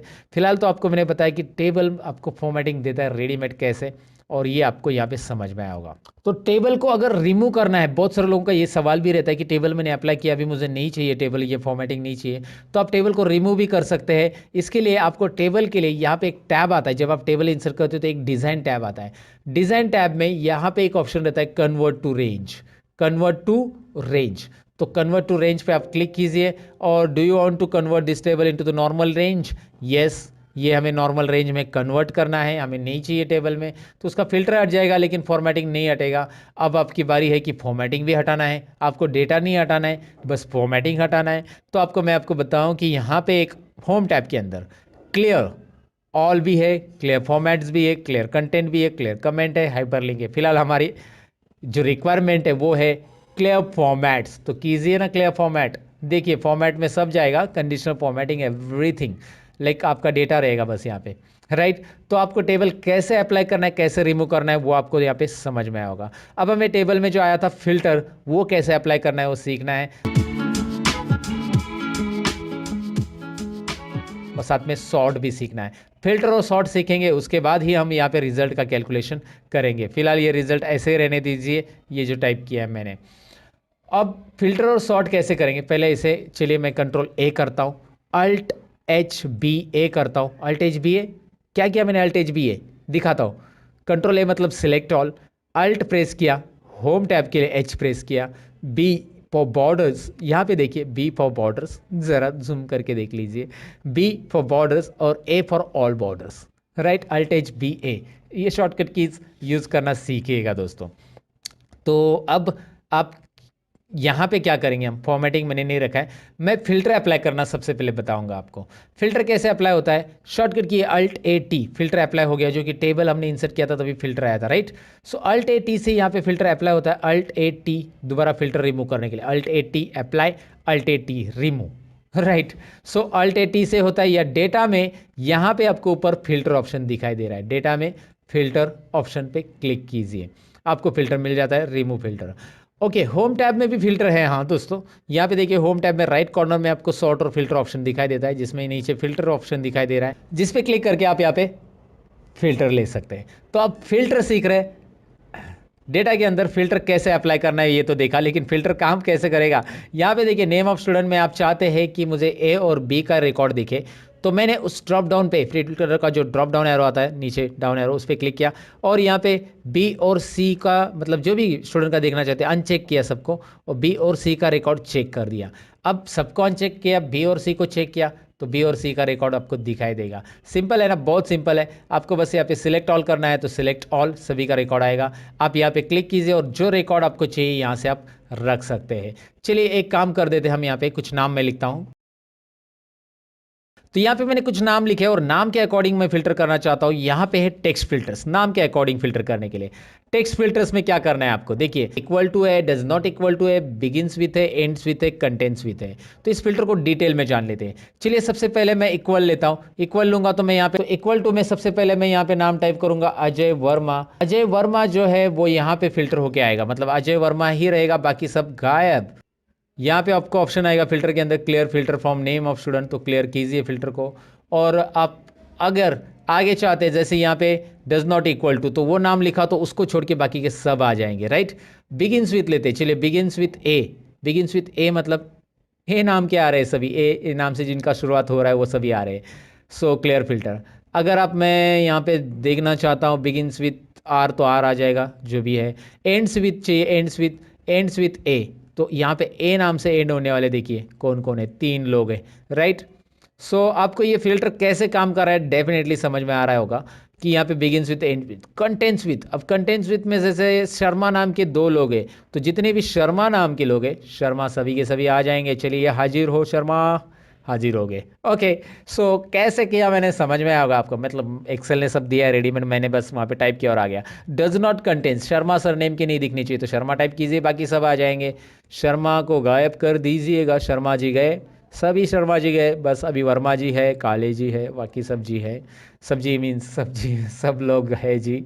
ओके, तो यहाँ पे आपको ये समझ में आया होगा कि भाई फिल्टर काम कर रहा है टेक्स्ट के ऊपर, वैसे नंबर के ऊपर करता है क्या, ज़रूर करेगा। नंबर्स के ऊपर आप यहाँ पे अनचेक चेक कर सकते हैं। साथ में नंबर फिल्टर में भी वही चीज़ें जो कंडीशनल फॉर्मेटिंग में हमने देखी थी कि मुझे लेस देन ये वाले नंबर चाहिए, वो वाले चाहिए, ग्रेटर देन वाले चाहिए, टॉप 10 चाहिए, तो मैं लेस देन यहाँ पे लेता हूँ। और यहाँ पे कैसे कि लेस देन मुझे 150 के नीचे वाले लोग चाहिए। चलिए 150 के नीचे वाले ये है, इनके मार्क्स सबसे कम है, तो ये मैंने आपको यहाँ पे दिखाया। 150 के नीचे वाले कैसे करना है, मैंने अंडू किया, फिल्टर हटाने के लिए अंडू भी कर सकते हैं यहाँ पे, क्योंकि अभी अभी अप्लाई किया है। तो सो यहाँ पे less than, equal to, between, ये सारी चीज़ें आपको एक बार ज़रूर ट्राई करनी चाहिए। आप एक्सेल बिगिनर्स हो तो इसकी प्रैक्टिस आपको ज़रूर करनी चाहिए फिल्टर की। वैसे ही आप यहाँ पे रिजल्ट के लिए भी कर सकते हैं। यहाँ पे छोटी मोटी चीज़ें हैं जैसे पास और फेल, तो आपको पास वाले देखने हैं, फेल वाले नहीं, तो पास वाले दिखाओ, फेल वाले देखने, पास वाले नहीं, तो वो आप करो, जो आपको यहाँ पे मर्जी है वो फिल्टर के साथ कर सकते हैं। फिल्टर रिमूव करने के लिए Alt+A+T शॉर्टकट की है, हटा दो, Alt+A+T दोबारा प्रेस करो, फिल्टर अप्लाई हो जाएगा। सो इस तरह से हमने फिल्टर को जान लिया। अब फिल्टर के बाद बारी है सॉर्ट की। अब सॉर्ट होता क्या है दोस्तों, सॉर्ट यानी कि डेटा को असेंडिंग और डिसेंडिंग ऑर्डर में लाना। तो अब असेंडिंग और डिसेंडिंग ऑर्डर में क्या ज़रूरत पड़ सकती है, जैसे यहाँ पे दिखाई दे रहा है name of student, ABCD wise मुझे लगाना है, तो यहाँ पे डेटा के अंदर ही आपको सॉर्ट मिलता है, या होम टैब में भी सॉर्ट मिलता है। A to Z या Z to A लगाना, यानी कि सॉर्टिंग करना, असेंडिंग ऑर्डर में A to Z, और Z to A मतलब डिसेंडिंग। तो चलिए मैं A to Z करता हूँ। अजय वर्मा के बाद A नाम के ही लोग आने चाहिए पहले, फिर B नाम के, फिर C नाम के, A to Z।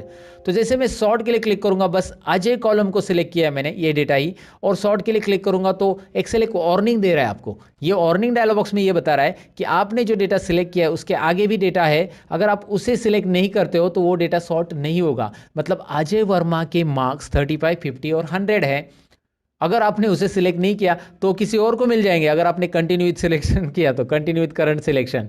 जी हाँ, अजय शर्मा वर्मा के मार्क्स सपोज आकाश काले ऊपर आ गया तो आकाश काले को मार्क्स मिल जाएंगे। सिंपल है ना। या जो भी ऊपर आएगा विनोद वर्मा, ये आगे पीछे होने वाले हैं। तो कंटिन्यू विथ करंट सिलेक्शन आप तभी कीजिएगा जब आपको उसी कॉलम को सॉर्ट करना है, लेकिन अब तो नहीं करना है, पूरे डेटा को सॉर्ट होना चाहिए, उसके साथ डेटा भी बदलना चाहिए। तो आप देखिए मैंने एक्सपांड सिलेक्शन रखा है। राहुल भोर के मार्क्स है 208 टोटल है और विनोद के मार्क्स है 92 टोटल। जरा 2-3 ही मार्क्स याद रखिए। और तो यहाँ पे मैं एक्सपांड सिलेक्शन करूंगा। जैसे मैं एक्सपांड करूंगा तो राहुल भोर के मार्क्स 208 थे वही रहेंगे, आकाश काले के जो मार्क्स थे वही रहेंगे, सबके अपने अपने मार्क्स वही रहेंगे। यहाँ पे दिखाई दे रहा है आपको। आप यहाँ पे अंडू कीजिए, पहले जैसे थे वैसे ही मार्क्स आ रहे हैं सबको। और फिर मैंने किया क्या, अंडू कर रहा हूँ मैं, यहाँ पे दोबारा दिखाता हूँ। मैं Z to A करता हूँ, Z to A expand selection sort. क्या हो रहा है, Vinod ABCD Z to A, ए नाम के नीचे आ रहे, ऊपर उल्टा आ जाएगा, Z to A आ रहा है। सिंपल है, A to Z करना है, A to Z, लेकिन एक्सपांड सिलेक्शन कीजिए, उसके मार्क्स के साथ वो पूरा का पूरा सॉर्ट हो रहा है, राइट। अगर आप ऐसा नहीं करोगे, खाली कंटिन्यू विथ करंट सिलेक्शन करेंगे तो रॉन्ग हो जाएगा। वो कभी कभी ज़रूरत पड़ सकती है आपको, जैसे कि अभी अभी आपको ज़रूरत कभी है, दिखाता हूँ मैं आपको। मैंने इसे अल्फ़ाबेट ऑर्डर में लगाना था, लगा दिया, लेकिन यहाँ पे देखिए नंबर अल्फ़ाबेट ऑर्डर में नंबर उसके अकॉर्डिंग आ रहे क्या नहीं आ रहे, तो नंबर को 1 2 3 वाइज लगाना है। लेकिन मुझे जब A to Z में करूँगा तो ये भी पूछेगा कि आगे का डेटा भी करना है क्या, नहीं करना है, अभी बस नंबर को ही करना है, क्योंकि नंबर मुझे ऑर्डर में लगाने हैं। बाकी मुझे अभी जो अल्फ़ाबेट ऑर्डर में है वही रखना है, इसलिए मैं कंटिन्यू करूँगा, सॉर्ट करूँगा तो नंबर सॉर्ट हो चुके हैं, आगे कुछ फर्क नहीं पड़ रहा है। आगे जो हमारा असेंडिंग ऑर्डर का था वो असेंडिंग ऑर्डर में ही है दोस्तों। तो ये सिंपल चीज़ें, ये सिंपल बातें आपको समझ में आएगी सॉर्ट से रिलेटेड। सॉर्ट इतना ही नहीं, सॉर्ट में मैंने आपको अल्फ़ाबेट वाइज बताया, आप नंबर वाइज भी देख सकते हैं। मुझे टॉपर यहाँ पे निकालना है, जैसे राहुल भोर ये टॉपर है तो ये ऊपर आना चाहिए 208 नंबर का। मैं क्या करूँगा, टॉपर ऊपर लाने के लिए मैं यहाँ पे Z to A यानी कि largest to smallest number Z to A, तो Z to A ही लिया मैंने। और यहाँ पे मैं करूँगा एक्सपांड सिलेक्शन सॉर्ट। देखिए ये आप होम टैब से भी कर सकते हैं। होम टैब में यहाँ पे देखिए क्या आ रहा है, जैसे आप नंबर सेलेक्ट करें तो यहाँ पे largest to smallest, smallest to largest. अगर आप यहाँ पे टेक्स्ट सेलेक्ट करते हो ना तो यहाँ पे एक्सेल ऑटोमेटिक बताएगा कि भाई A to Z और Z to A, राइट। यहाँ से भी कर सकते हैं। अब हमारी बारी है आगे का टॉपिक जानने की, वो है कस्टम सॉर्ट। ये भी काफ़ी इंटरेस्टिंग है कस्टम सॉर्ट दोस्तों।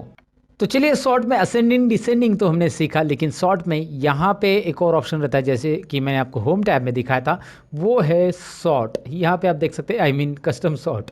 यहाँ पे आप देख सकते हैं कस्टम सॉर्ट ऑप्शन है। अब इसे कैसे करेंगे, इसके लिए मैंने यहाँ पे एक और शीट 2 में डेटा लिया है जो कि आपको दिखाई दे रहा है। अब मैं करूँगा क्या, यहाँ पे मैंने डिपार्टमेंट लिखा है, शॉर्ट में लिखा है डिपार्टमेंट, आप ऐसा पूरा भी लिख सकते हैं। चलिए मैंने लिख दिया।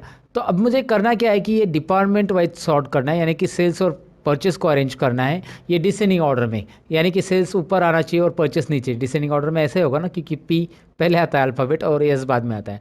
और इसके डिसेंडिंग ऑर्डर में जो सेल्स के अंदर अलग अलग लोकेशंस है वो असेंडिंग में चाहिए, यानी कि यहाँ पे सेल्स का अहमदनगर जो है ये पहला आना चाहिए असेंडिंग ऑर्डर में, A अल्फ़ाबेट से ये स्टार्ट हो रहा है। या सेल्स का फिर उसके बाद मुंबई बाद में आना चाहिए और फिर सेल्स का नागपुर आना चाहिए। तो मतलब ये कॉलम चाहिए डिसेंडिंग ऑर्डर में, ये कॉलम चाहिए असेंडिंग ऑर्डर में, और ये सेल्स के अंदर असेंडिंग होगा। कैसे मैं आपको दिखाऊंगा, रिजल्ट आप देखेंगे तो समझ में आएगा। सबसे पहले तो मुझे इस डेटा को सिलेक्ट करना होगा। अगर आपने ये कॉलम सिलेक्ट करके ही डेटा में जाकर ये कस्टम सॉर्ट वाला लिया, यही है कस्टम सॉर्ट आपका ये ऑप्शन, तो इस पर क्लिक किया तो यहाँ पे वो पूछेगा कि आपने डेटा सिलेक्ट नहीं किया है, क्या करना है आपको, डेटा पूरा सिलेक्ट करना है, येस एक्सपांड सिलेक्शन, राइट। तो ऑटोमेटिकली वो डेटा पूरा सिलेक्ट कर रहा है।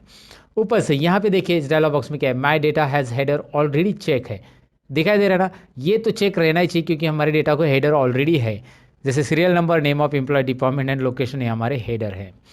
उसके बाद उसने यहाँ पे कुछ add level, delete level, copy level और ऑप्शंस आपको दिए हैं। फिलहाल तो आपको और एक लेवल ऐड करनी है, लेकिन पहले इस लेवल को हम लोग यहाँ पे डिपार्टमेंट वाइज क्या करेंगे, उसको Z to A करेंगे। देखिए इस डायलॉग बॉक्स में मैंने किया क्या है, मुझे डिपार्टमेंट वाइज डिसेंडिंग ऑर्डर में चाहिए, इसलिए क्योंकि सेल्स ऊपर रहना चाहिए सभी सेल्स के रिकॉर्ड, और उसके बाद उसके नीचे परचेस क्या आनी चाहिए, इसलिए department wise Z to A। लेकिन ऐड लेवल कीजिए, ऐड लेवल करने के बाद यहाँ पे आपको और एक लेवल ऐड करने के लिए मिलती है, जो कि देन बाय में आप ऐड कर सकते हैं। करना क्या है इस देन बाय में, आपको लोकेशन A to Z चाहिए। लोकेशन कैसा चाहिए, A to Z, मतलब पहले डिपार्टमेंट सॉर्ट होगा और उसके अंदर हर एक डिपार्टमेंट के लोकेशंस असेंडिंग ऑर्डर में आएंगे। कैसे, ज़रा रिजल्ट देखते हैं। ओके कीजिए। अब आपको दिख रहा है डिपार्टमेंट डिसेंडिंग ऑर्डर में सॉर्ट हो रहा है, सेल्स पहले आ चुका है और परचेस। लेकिन उस हर एक डिपार्टमेंट के ग्रुप में देखिए यहाँ पे उस डिपार्टमेंट के अंदर जितने भी लोकेशन आ रहे हैं वो असेंडिंग में है। जैसे अहमदनगर सबसे ऊपर आ रहा है, फिर मुंबई आ रहा है, फिर एन, है ना, अल्फ़ाबेट वाइज में। यहाँ पे भी देखिए परचेस में अहमदनगर, फिर पुणे और शिरूर, ए देन पी और यस अल्फ़ाबेट। तो ये इस ग्रुप के अंदर, परचेस ग्रुप के अंदर ये असेंडिंग ऑर्डर में आ चुका है। तो देन बाय क्या काम कर रहा है ये आपको यहाँ पे समझ में होगा। करना क्या है देन बाय के लिए, बस सबको सिलेक्ट करो, सॉर्ट करो और यहाँ पे आपको मिल रहा है। नहीं चाहिए तो यहाँ से लेवल आप डिलीट कर सकते हैं, या फिर इसी का और कॉपी लेवल वगैरह, इसी का कॉपी आ जाएगा दूसरा लेवल, और फिर यहाँ पे कुछ और चेंज करना है तो आप कर सकते हैं। उसके अलावा यहाँ पे आपको एक और चीज़ है, जैसे कि यहाँ पे ये डेटा है, serial number, name of location वगैरह, मैं इसे कॉपी कर लेता हूँ और नीचे रख देता हूँ थोड़ी देर के लिए, मतलब इस तरफ रखता हूँ। और मुझे इसे ऑर्डर में ये करना है, जैसे ये अल्फ़ाबेट ऑर्डर में लगाना है, तो इसमें अल्फ़ाबेट ऑर्डर में डिपार्टमेंट पहले कॉलम में, पहले इधर आ जाएगा पहले कॉलम के अंदर, और फिर सीरियल नंबर वगैरह लास्ट में चला जाएगा। कैसे, मैं आपको दिखाता हूँ। ये हॉरिजॉन्टल डेटा सॉर्ट करने के लिए करना क्या है, सॉर्ट में दोबारा जाइए, ऑप्शंस में जाइए। ऑप्शंस में देखिए यहाँ पे ऑप्शन आ रहा है आपको सॉर्ट लेफ्ट टू राइट, और ऊपर केस सेंसिटिव भी है, मतलब अल्फ़ाबेट कैपिटल वाले पहले होंगे फिर स्मॉल वाले बाद में आएंगे, केस सेंसिटिव रखेंगे तो वो आपके ऊपर है, केस सेंसिटिव रखना है नहीं रखना है। सॉर्ट करते हैं लेफ़्ट टू राइट, और उसके बाद ओके करते हैं। यहाँ पे मैंने कॉलम ही, रो ही नहीं सिलेक्ट किया, रो नंबर 9 में डेटा है या 10 में डेटा है हमारा, रो नंबर 10 में डेटा है, यहाँ पे रो सिलेक्ट करना पड़ेगा हमें, ए टू जेड। 10 में ए टू जेड हो रहा है, डिपार्टमेंट, लोकेशन, नेम ऑफ से दिखाई दे रहा है आपको। तो आपको हॉरिजॉन्टल डेटा सॉर्ट करना है तो आपको कस्टम सॉर्ट के अंदर यहाँ पे ऑप्शन दिया गया है, राइट। और कैपिटल स्मॉल, पहले कैपिटल वाले चाहिए सब, तो कैपिटल स्मॉल का भी यहाँ पे केस सिलेक्ट कर सकते हैं। केस सेंसिटिव भी सॉर्ट यहाँ पे होता है दोस्तों। तो आपको सॉर्ट यहाँ पे डेफिनेटली समझ में होगा, सॉर्ट कैसे करना है, सॉर्ट में असेंडिंग, डिसेंडिंग और कस्टम सॉर्ट होता क्या है, सारी चीज़ें मैंने यहाँ पे एक्सप्लेन की है। अब हम आते हैं शीट 1 में, जहाँ पे हमारा कुछ चीज़ें बाकी है, जैसे कि यहाँ पे रिजल्ट और ग्रेड कैलकुलेट करना है। तो अब ईप फॉर्मूला हम सीखने वाले हैं। ईप किस तरह से रिजल्ट के लिए काम करता है और ईप फॉर्मूला कैसे काम करता है ओवरऑल एक्सेल में, आज इस टॉपिक में आपको क्लियर हो जाएगा। चलिए ईप सेक्शन में करते क्या है। सबसे पहले तो यहाँ पे हम ट्रैक करेंगे कि हमारे पास सब्जेक्ट कितने हैं, सब्जेक्ट 1, सब्जेक्ट 2, सब्जेक्ट 3। तीनों सब्जेक्ट में अगर किसी भी एक सब्जेक्ट में, तीनों में से किसी भी एक सब्जेक्ट में अगर वो 35 से कम है तो वो स्टूडेंट फेल हो जाएगा। ये हमारा क्राइटेरिया। क्राइटेरिया क्या है, ध्यान से देखिए। हमारी कंडीशन ऐसी है कि सब्जेक्ट 1 में या सब्जेक्ट 2 में या सब्जेक्ट 3 में कहीं पे भी वो फेल है तो स्टूडेंट फेल है। अगर तीनों सब्जेक्ट में उनको 35 से ज़्यादा है, जैसे यहाँ पे आपको सब्जेक्ट 1 में दिख रहा है 35 से ज़्यादा है, सब्जेक्ट 2 में भी है और 3 में भी है, तो तीनों में भी 35 और 35 से ज़्यादा है तो वो पास है। ये हमारा रिजल्ट के लिए कंडीशन है। अच्छा, एक काम कीजिए, मैं छोटा सा ईप पहले समझा देता हूँ। ईप में कौन कौन सी चीज़ें आने वाली वो देखिए। ईप फॉर्मूला तो हमें सीखना है। ईप के अंदर हम एंड कैसे यूज़ करना है, ईप का एंड के साथ कैसे यूज़ होगा, और ईप का और के साथ कैसे यूज़ होगा, और ईप यानी नेक्स्ट ईप कैसे यूज़ होगा, ये भी हम सीखने वाले। ईप के अंदर ईप, मल्टीपल ईप हम बोल सकते हैं उसको। तो ये चारों भी फॉर्मूलेज हम सीखने वाले। सबसे पहले ईप कैसे काम करता है वो देखते हैं। यहाँ पे स्कॉलरशिप की एग्जाम आप दे रहे हो और जहाँ पे आपको मार्क्स चाहिए पासिंग के लिए 35 100 में से, राइट। तो एक ही सब्जेक्ट है स्कॉलरशिप का, तो यहाँ पे सब्जेक्ट का मैं नाम ले लेता हूँ स्कॉलरशिप, कुछ भी है नाम यहाँ पे ले लो आप, और उसमें आप एग्ज़ाम दे रहे हो 100 मार्क्स का, 35 पासिंग है और आपको मिले 46। कितने मार्क्स मिले आपको? 46। तो ये आपको मार्क्स मिले हुए स्कॉलरशिप के लिए, राइट। अब आपको करना क्या है, मेरा फॉर्मूला क्या रहेगा, मैं यहाँ पे ज़रा कॉलम की साइज़ बढ़ा देता हूँ। मेरा फॉर्मूला इसके लिए रहेगा 46 के लिए। तो ये पास है कि नहीं है, ये स्टूडेंट जो भी 46 मिला है, यहाँ पे लिख के आना चाहिए आगे के सेल में। तो मैं डायरेक्टली पास टाइप कर सकता हूँ, लेकिन ईप फॉर्मूला में कैसे होगा देखिए। ईप लेने के बाद ईप एक आपको यहाँ पे डिस्क्रिप्शन में दिखाई दे रहा है, यहाँ पे मैं आपको पढ़ के भी दिखाता हूँ। Checks whether a condition is met and returns one value if true and another value if false. तो ईप यहाँ पे मैंने सिलेक्ट किया है। अगर आपकी कंडीशन मिलती है तो पहला आंसर जो होगा कंडीशन के अकॉर्डिंग ट्रू रहेगा, और नहीं तो दूसरा आंसर फॉल्स। अगर कंडीशन नहीं मिल रही तो वो आंसर हम दूसरा देंगे। तो ईप आपको 2 आंसर अलाउ करता है। चलिए ईप और टैब बटन प्रेस कीजिए। यहाँ पे देखिए पहले पूछ रहा है वो कंडीशन यानी लॉजिक टेस्ट, आप टेस्ट दीजिए। फिर उसके बाद वो टेस्ट में मतलब जो भी लॉजिक टेस्ट आपने दिए वो ट्रू है तो पहला आंसर दिखाइए, नहीं तो दूसरा आंसर। तो करना क्या है देखिए, मेरा टेस्ट क्या है, यहाँ पे मैं सिलेक्ट कर रहा हूँ किसको, I2 को, I12 को, सॉरी I12 में है 46। If I12 cell is greater than equal to 35, मतलब 35 और उससे ज़्यादा है तो I12 सेल में 35 और उससे ज़्यादा है तो ये हमारी कंडीशन है। कंडीशन देते समय आप ये ऑपरेटर्स यूज़ कर सकते हैं, greater than equal to, less than equal to वगैरह। अगर ज़्यादा है तो क्या होगा, कोमा। पहला आंसर ये रहेगा पास। देखो डबल इन्वर्टेड कोमा में आपको लिखना है, ईफ के अंदर जो भी टेक्स्ट आप लिखते हो वो डबल इन्वर्टेड कोमा में आ जाएगा। कोमा देके अगर आप कोमा देते हो ना तो नीचे देखो क्या हो रहा है, वैल्यू फॉल्स बोल्ड हो रहा है। ध्यान से देखिए मैं क्या कर रहा हूँ, पहला मैंने लॉजिक टेस्ट दिया, कोमा किया, कोमा करने के बाद आप जैसे कोमा करोगे नीचे बोल्ड में दिख रहा है आपको वैल्यू ऑफ ट्रू। अभी वैल्यू ऑफ ट्रू वाला डालो आप, आपकी कंडीशन आपने डाल दी। अगर ये कंडीशन सेटिस्फाई है, 35 से ज़्यादा मार्क्स है तो क्या लिख के आना चाहिए, वैल्यू ऑफ ट्रू का मतलब होता है कोमा। अगर 35 से कम है तो क्या लिखना चाहिए आपको, वैल्यू ऑफ फॉल्स। अगर 35 से कम नहीं है, वो एक्सप्रेशन गलत है आपने जो दिया हुआ, 35 से कम है सॉरी, तो आपको मिलेगा वह पे फेल स्टूडेंट, आपको यहाँ पे लिख के आना चाहिए फेल। तो आपको डबल इन्वर्टेड कोमा में ये लिखना है, डबल इन्वर्टेड कोमा नहीं बोलना है दोस्तों, डबल इन्वर्टेड कोमा, राइट। तो यहाँ पे मैंने दे दिया और यहाँ पे एंटर बटन प्रेस करना है। यहाँ पे भूलना नहीं है कि मैंने टाइप कैसे किया, ज़रा ध्यान से देखेंगे अभी क्या हो रहा है, ये पास हो रहा है। और यहाँ पे 34 करके देखिए फेल। ऑफकोर्स 35 के लिए पास होगा क्योंकि ग्रेटर देन इक्वल टू रखा है मैंने 35 को इंक्लूड करके।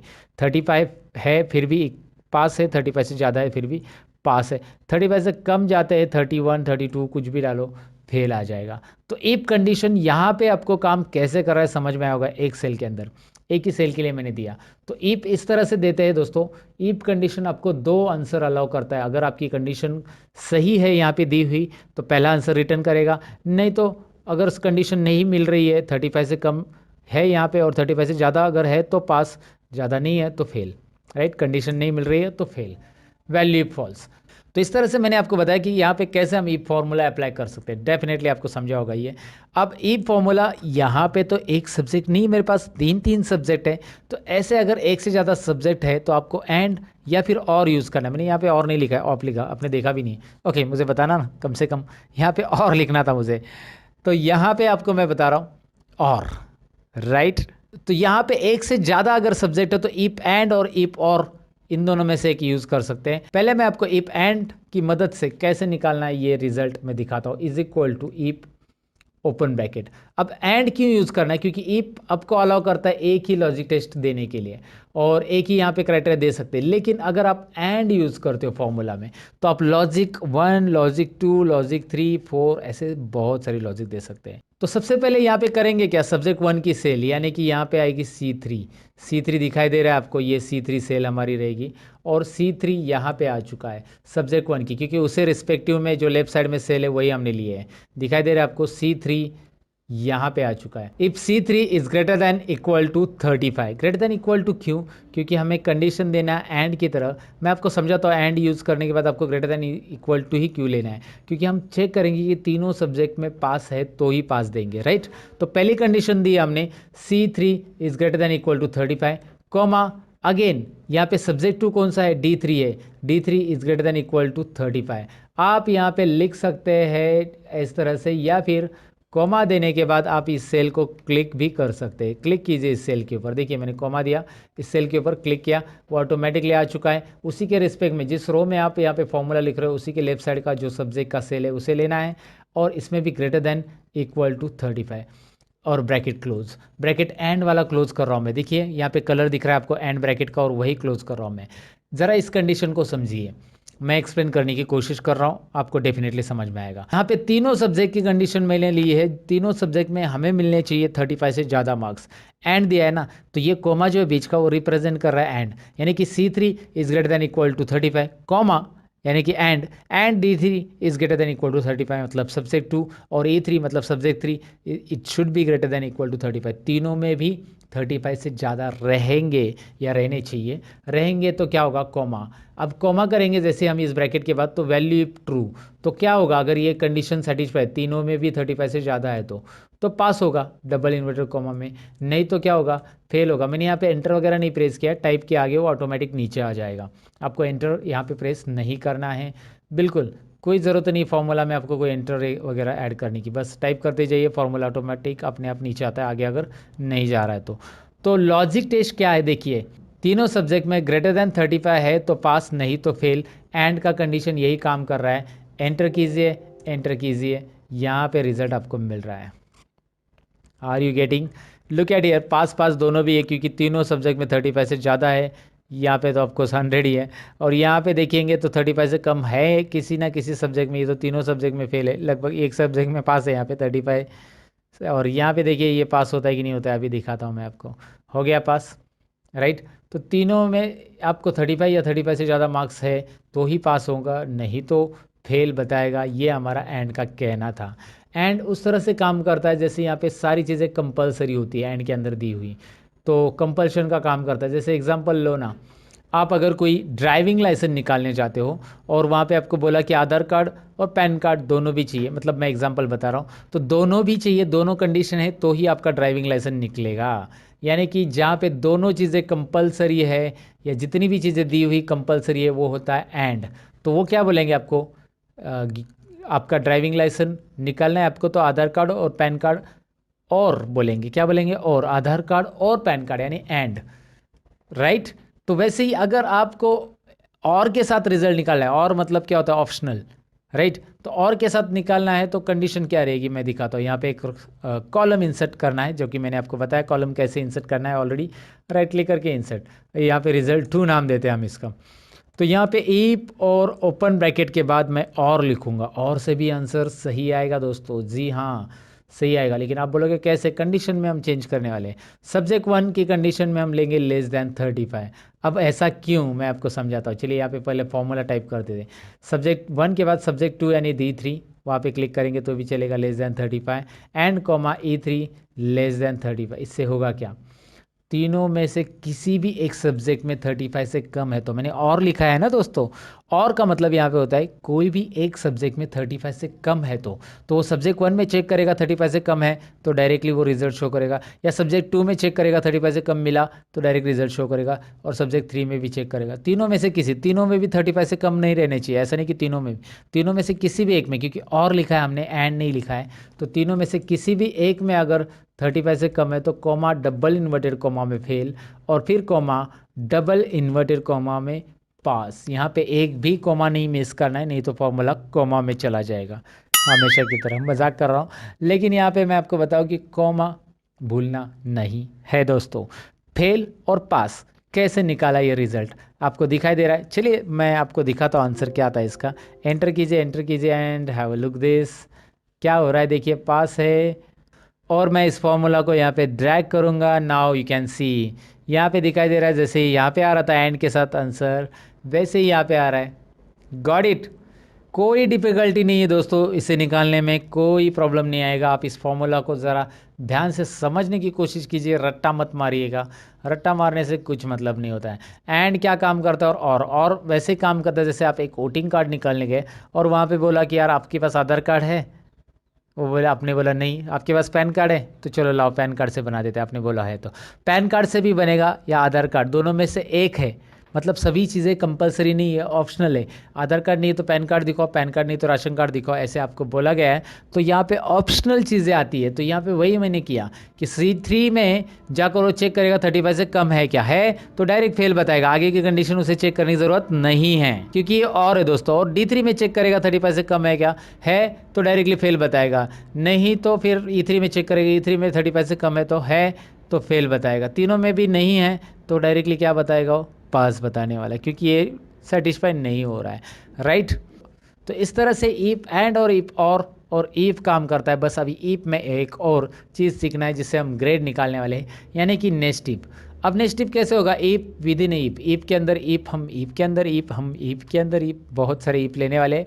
वैसे हम कितने इफ लिख सकते हैं, वैसे 100 इफ भी लिखेंगे तो भी चलेगा, लेकिन मैं आपको बताऊं कि एक्सेल 2019 के अंदर नया फॉर्मूला आया है। इफ को बार बार लिखने से अच्छा आप एक ही बार लिखिए, उसका नाम है इफ्स, और उसके लिए वीडियोस मैंने बनाए थे एक्सेल 2019 में, कौन से नए फॉर्मूलाज है उसका लिंक डिस्क्रिप्शन में, अगर आप इंटरेस्टेड हो तो ज़रूर वीडियो देख लेना दोस्तों।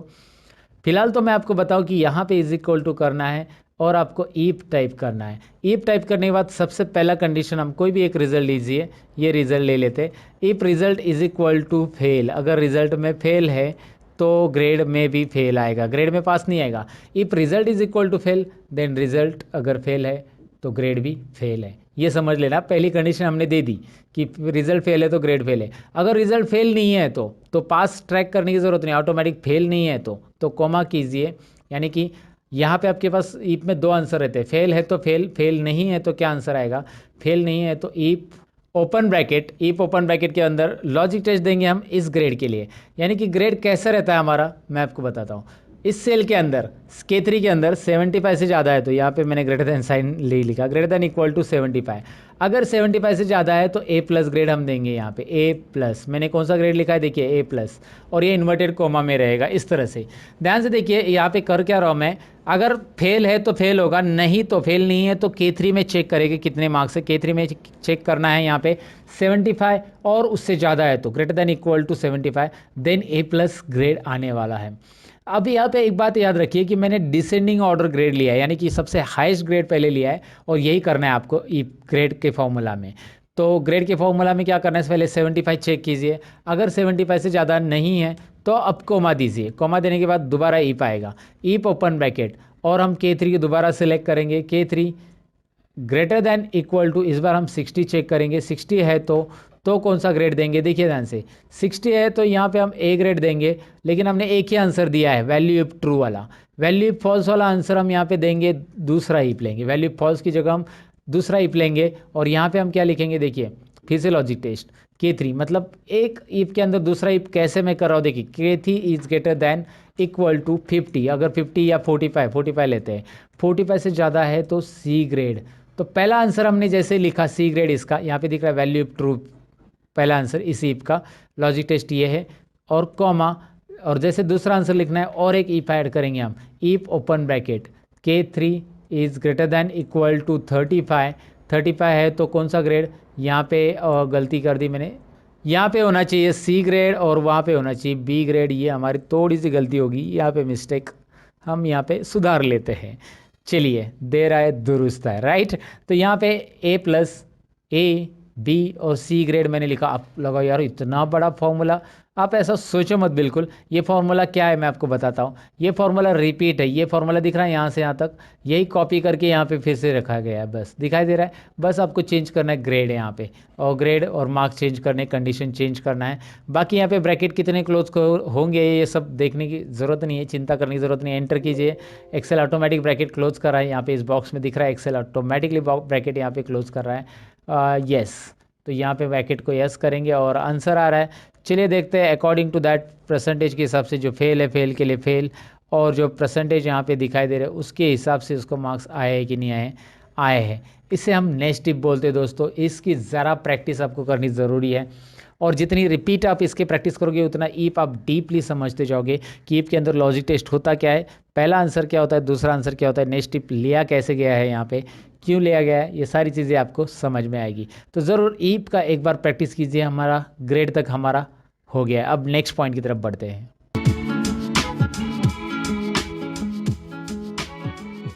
तो नेक्स्ट पॉइंट ये है कि हमने इस पे रिजल्ट तो कर लिया, अब हमारा नेक्स्ट पॉइंट है चार्ट्स। जी हाँ, चार्ट्स को डिटेल में समझ लेते हैं। हमने ये तो कर लिया कि भाई इसमें रिजल्ट कैसे निकालना है। अब ये यहाँ पे मैंने इसे सिलेक्ट कर लिया मार्क्स को नेम्स के साथ, और चार्ट्स इसके ऊपर बनाना है। मुझे देखना है कौन से स्टूडेंट को कौन से सब्जेक्ट में मार्क्स कितने हैं, तो मैं इसे सिलेक्ट करूँगा और इंसर्ट में जाकर यहाँ पे आपको चार्ट मिल जाते हैं। बहुत सारे चार्ट के अलग अलग ऑप्शंस आपको यहाँ पे मिलेंगे, बहुत सारे चार्ट्स के अलग अलग ऑप्शन आपको यहाँ पे मिलेंगे, कॉलम चार्ट वगैरह वगैरह सब है। और सपोज आप यहाँ पे कोई भी चार्ट सेलेक्ट करके इंसर्ट करते हो तो यहाँ पे देखिए कैसे आने वाला है। डायरेक्ट प्रीव्यू आपको दिखाई देता है यहाँ पे। अच्छा, ये डायनेमिक है, माउस घुमाओ आपको प्रीव्यू नज़र आएगा, और जो अच्छा लग रहा है वो यहाँ पे आप इंसर्ट कर सकते हैं। फिलहाल एक नॉर्मल एक कॉलम चार्ट में इंसर्ट कराओ, इसकी डिटेल में हम समझने वाले हैं कि कैसे करना है इसे। लेकिन मैंने क्या किया, नेम ऑफ स्टूडेंट से आगे सिलेक्ट किया, सब्जेक्ट की हेडिंग नहीं सिलेक्ट की। इसीलिए क्या हुआ, यहाँ पे सब्जेक्ट की सीरीज़ 1 2 3 आ रहा है। मैं इसे डिलीट कर देता हूँ और डेटा में पूरा यहाँ से यहाँ तक डेटा सिलेक्ट कर रहा हूँ। फिर उसके बाद इंसर्ट में जाकर तो चार्ट आप ले सकते हैं, या फिर उसके लिए एक शॉर्टकट की भी आप प्रेस कर सकते हैं जो कि है F11। मैं इस डेटा को सिलेक्ट करके अगर F11 प्रेस करता हूँ ना दोस्तों, तो आपको यहाँ पे एक नई शीट आ रही है, बॉटम में दिख रही है। शीट 1 में हमारा डेटा था, चार्ट 1 करके एक यहाँ पे शीट आ चुकी है। शीट 1 में डेटा है, चार्ट 1 करके एक नई शीट आ चुकी है जिसमें हमारा चार्ट आ चुका है। यहाँ पे आपको दिख रहा है राहुल भोर, अजय शर्मा, रमेश ढोले, संदीप शर्मा, विनोद शर्मा एंड आकाश काले, किसको कितने मार्क्स हैं यहाँ पे आपको दिख रहे हैं। ईजिली आप इस मार्क्स के थ्रू, मतलब इस चार्ट के थ्रू गेस कर सकते हैं, या फिर देख सकते हैं किसको कितने मार्क्स हैं, ईजिली देख सकते हैं। गेस करने की ज़रूरत नहीं, वैसे देख सकते हैं। यहाँ पे मैं आपको बताऊँ कि ये जो चार्ट मैंने क्रिएट किया है, इसके बहुत सारे अलग अलग ऑप्शन बनते हैं जो कि हमें यहाँ पे देखने हैं। डिज़ाइन टैब के अंदर चार्ट को पूरा कंप्लीटली सीखना है और इसके ऊपर फॉर्मेटिंग करने के लिए बाजू में फॉर्मेट टैब भी आया है। अब इस चार्ट को मैंने जानबूझकर अलग से शीट पे लिया ताकि हम यहाँ पे कुछ फॉर्मेटिंग कर सके। सबसे पहले तो मैं आपको बताऊँ कि यहाँ पे ये जो नाम दिखाई दे रहे हैं नीचे वाले, इसकी स्टाइल आप बदल सकते हैं, इसकी साइज़ बदल सकते हैं, सब कुछ कर सकते हैं। उसके लिए होम टैब में जाकर यहाँ से आप इसकी साइज़ बढ़ा सकते हैं। देखिए मैं बढ़ा रहा हूँ, राइट। आप जितना चाहिए उतनी साइज़ उसकी मर्ज़ी बढ़ा सकते हैं। यहाँ पे उसको बैकग्राउंड कलर देना है, दे सकते हैं। इस तरह से उसको हाईलाइट कर सकते हैं, बोल्ड करना है, कर सकते हैं। और आप यहाँ पे चार्ट टाइटल दिया है, इसकी भी साइज़ बढ़ा सकते हैं। उसमें चार्ट टाइटल में कुछ नया नाम डालना है तो आप बस उस पर क्लिक रखिए, फॉर्मूला बार में क्लिक करके यहाँ पे लिखिए स्टूडेंट प्रोग्रेस या कुछ भी आप लिख सकते हैं यहाँ पे। तो इस तरह से चार्ट यहाँ पे चार्ट के लिए टाइटल भी ऐड होता है। अच्छा, डिज़ाइन टैब में मैं आपको बताऊँ कि यहाँ पे रेडीमेड डिज़ाइन से यहाँ पे अगर आप अप्लाई करते हो तो रेडीमेड डिज़ाइंस आ जाती है। जो मैंने फॉर्मेटिंग की थी वो गायब हो जाएगी और रेडीमेड स्टाइल, रेडीमेड डिज़ाइन आपको यहाँ पे देखने मिल जाएगी। हाँ, दोबारा आप रेडीमेड डिज़ाइन के बाद भी फॉर्मेटिंग करना चाहते हो तो ये अलाउ करता है, कोई बात नहीं है। आप यहाँ पे बस आके चार्ट के साइज़ वगैरह टेक्स्ट की बढ़ा सकते हैं, जितनी चाहिए उतनी टेक्स्ट की साइज़ वहाँ पे रखो। बोल्ड करना है, बोल्ड कीजिए, हो रहा है। यहाँ पे जो आता है नीचे, इसे लीजेंड बोलते हैं, सब्जेक्ट 1 2 3। इस लीजेंड को आप ऊपर भी रख सकते हैं, क्लिक एंड ड्रैग करके जहाँ पे चाहिए वहाँ पे रख सकते हैं। ऐसा क्लिक एंड ड्रैग करके रख सकते हैं। इसकी साइज़ आप ऐसे बढ़ा सकते हैं बॉक्स की, और उसके अंदर के कंटेंट की साइज़ बढ़ाने के लिए यहाँ पे क्लिक कर सकते हैं। यहाँ पे आपको दिख रहा है कंटेंट की साइज़, और इसे भी हम बोल्ड करेंगे। इस बॉक्स की साइज़ थोड़ी सी बढ़ाएंगे। Now you can see that colours also, यहाँ पे दिखाई दे रहा है वो कलर्स कौन से सब्जेक्ट के कौन से हैं। साथ ही में ये जो हमने डिज़ाइन लिया था, ये डिज़ाइन में उसमें डेटा लेबल भी आ रहे हैं। यहाँ पे इसे डेटा लेबल बोलते हैं। ये जो मार्क्स यहाँ पे दिखाई दे रहे हैं ना, 45 65 35, ये हमारे डेटा लेबल। यहाँ पे अलग लेआउट लेंगे तो देखिए यहाँ पे इस तरह से आ रहा है। आप जैसे चाहिए वैसे यहाँ पे कर सकते हैं। आपको जो फॉर्मेटिंग चाहिए वो यहाँ से चेंज कर सकते हैं। अंडू कर देता हूँ मैं, फ़िलहाल ये रख देता हूँ। यहाँ पे चेंज कलर ऑप्शन भी दिया है, कलर्स चेंज होंगे अगर आप मूव करते हो। जैसे जो चाहिए वो कलर्स में आप यहाँ पे चार्ट देख पाएंगे, राइट। उसके अलावा यहाँ पे क्विक लेआउट ऑप्शन दिया गया है। क्विक लेआउट में क्या है देखिए, क्विक लेआउट में जैसे आप माउस पॉइंटर घुमाते हो वैसे अलग अलग डिज़ाइंस, अलग अलग लेआउट्स आपके सामने यहाँ पे प्रेजेंट होंगे, और आपको जो पसंद है वो आप यहाँ पे ले सकते हैं। जो प्रेजेंटेटिव लग रहा है, यहाँ पे टेबल के साथ आ रहा है, नीचे टेबल भी आ रहा है, दिखाई दे रहा है आपको। सो वट एवर, लाइक आपको जो पसंद है यहाँ से आप सिलेक्ट कर सकते हैं। नहीं है तो पहले वाला रहने दीजिएगा। तो यहाँ पे आ गया add chart element axis. Axis में हॉरिजॉन्टल एक्सिस तो है, जैसे कि राहुल, बो, राजेश, ये सब दिखाई दे रहा है आपको नाम, लेकिन वर्टिकल नहीं है। वर्टिकल में देखिए अभी ऐड हो गया, दिख रहा है ना, ये 0 20 कितने मार्क्स है वो देखने के लिए। वर्टिकल एक्सिस की ज़रूरत है नहीं है, वो यहाँ से आप हाइड और शो कर सकते हैं। अच्छा, हमने वैसे भी लेबल दिए है यहाँ पे, तो लेबल दिए है तो उसको वर्टिकल एक्सिस रखना है नहीं रखना है, यहाँ से आप हाइड भी करेंगे तो भी चलेगा। एक्सिस टाइटल देखिए, एक्सिस टाइटल में आपको यहाँ पे दिख रहा है प्राइमरी, हॉरिजॉन्टल और वर्टिकल, दोनों टाइटल आ रहे हैं। जैसे मैं क्लिक करूँ वर्टिकल के लिए तो यहाँ पे आ रहा है टाइटल। इसमें क्या करना है, मार्क्स आपको फॉर्मूला बार में लिखना है, एंटर कर देना है, और इसकी साइज़ बढ़ानी है तो आप यहाँ से बढ़ा सकते हैं इस तरह से। इंटरेस्टिंग है ना? ओके, बहुत ही इंटरेस्टिंग है, कोई डिफ़िकल्टी नहीं है। यहाँ पे बस डिज़ाइन टैब में जाना है और बस क्लिक करना है। कोई फार्मूला वगैरह तो देना है ही नहीं है। चार्ट का टाइटल चाहिए नहीं चाहिए, नन, देखिए टाइटल गायब हो गया। सेंटर में चाहिए या फिर आप वो चार्ट चाहिए, वो आपके ऊपर है। डेटा लेवल्स अभी मैंने दिए, ऑलरेडी आए हैं वहाँ पे उस डिज़ाइन पे, लेकिन आप यहाँ से उसका पोजीशन चेंज कर सकते हैं। जैसे आप यहाँ पे माउस पॉइंटर घुमाओगे आपको दिख रहा है इनसाइड बेस। आपको जो अच्छा लग रहा है आउटसाइड बेस, आउटसाइड वाले रखने हैं, कॉल आउट वाले रखने हैं, इस तरह से नाम के साथ आएंगे, इस तरह से आएंगे, दिखाई दे रहा है कहाँ पे रखने हैं। And that's up to you कि कहाँ पे उसे रखना है। चलो एक ही पोजीशन पे मैंने रख दिया। सबके डेटा लेबल्स यहाँ पे आपको नीचे दिखाई दे रहे हैं। ऐड चार्ट एलिमेंट में डेटा लेबल के बाद डेटा टेबल्स भी है, जो कि आप टेबल्स दिखाना चाहते हैं नहीं दिखाना चाहते, यहाँ पे है।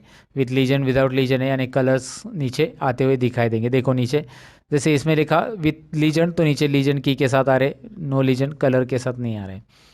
यहाँ पे ग्रिड लाइन से साथ में ग्रिड लाइंस को शो करना है वगैरह, यहाँ से आप कर सकते हैं। एरर्स की अभी हमें चेक नहीं करना है, लेकिन ग्रिड लाइन वगैरह दिखाना है तो आप यहाँ से ग्रिड लाइन देख सकते हैं। बहुत सारी ग्रिड लाइन अप्लाई कर सकते हैं बैकग्राउंड में, और साथ में लीजन का पोजीशन भी आप डिसाइड कर सकते हैं।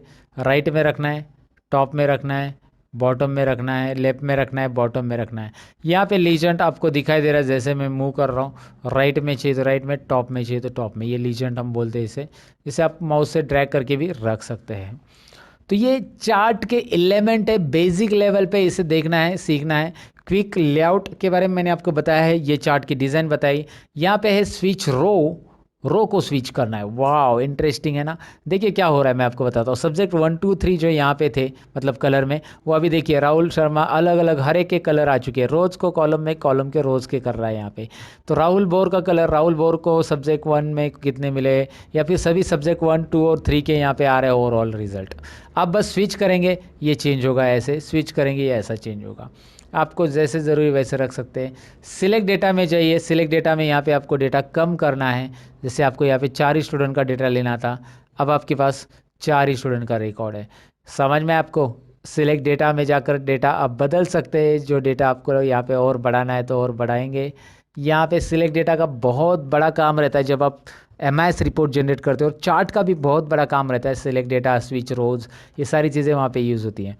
फिलहाल चेंज चार्ट टाइप आपके लिए ऑप्शन है, और यहाँ से आप इस चार्ट को लाइन में, पाई में, बार में कन्वर्ट कर सकते हैं। अब मेरे पास ज़्यादा कॉलम है तो यहाँ पे कॉलम और बार चार्ट ही प्रेजेंटेटिव रहेगा, और बाकी सब तो इतने नहीं रहेंगे। इसीलिए यहाँ पे चेंज चार्ट टाइप में आप देखेंगे ज़्यादा कॉलम्स के लिए ये बार ही चलता है, सिंगल कॉलम के लिए पाई चलेगा, सिंगल वैल्यूज़ रहेगी। तो फिलहाल आप कॉलम चार्ट लीजिए और इसे सीधा कर दीजिएगा।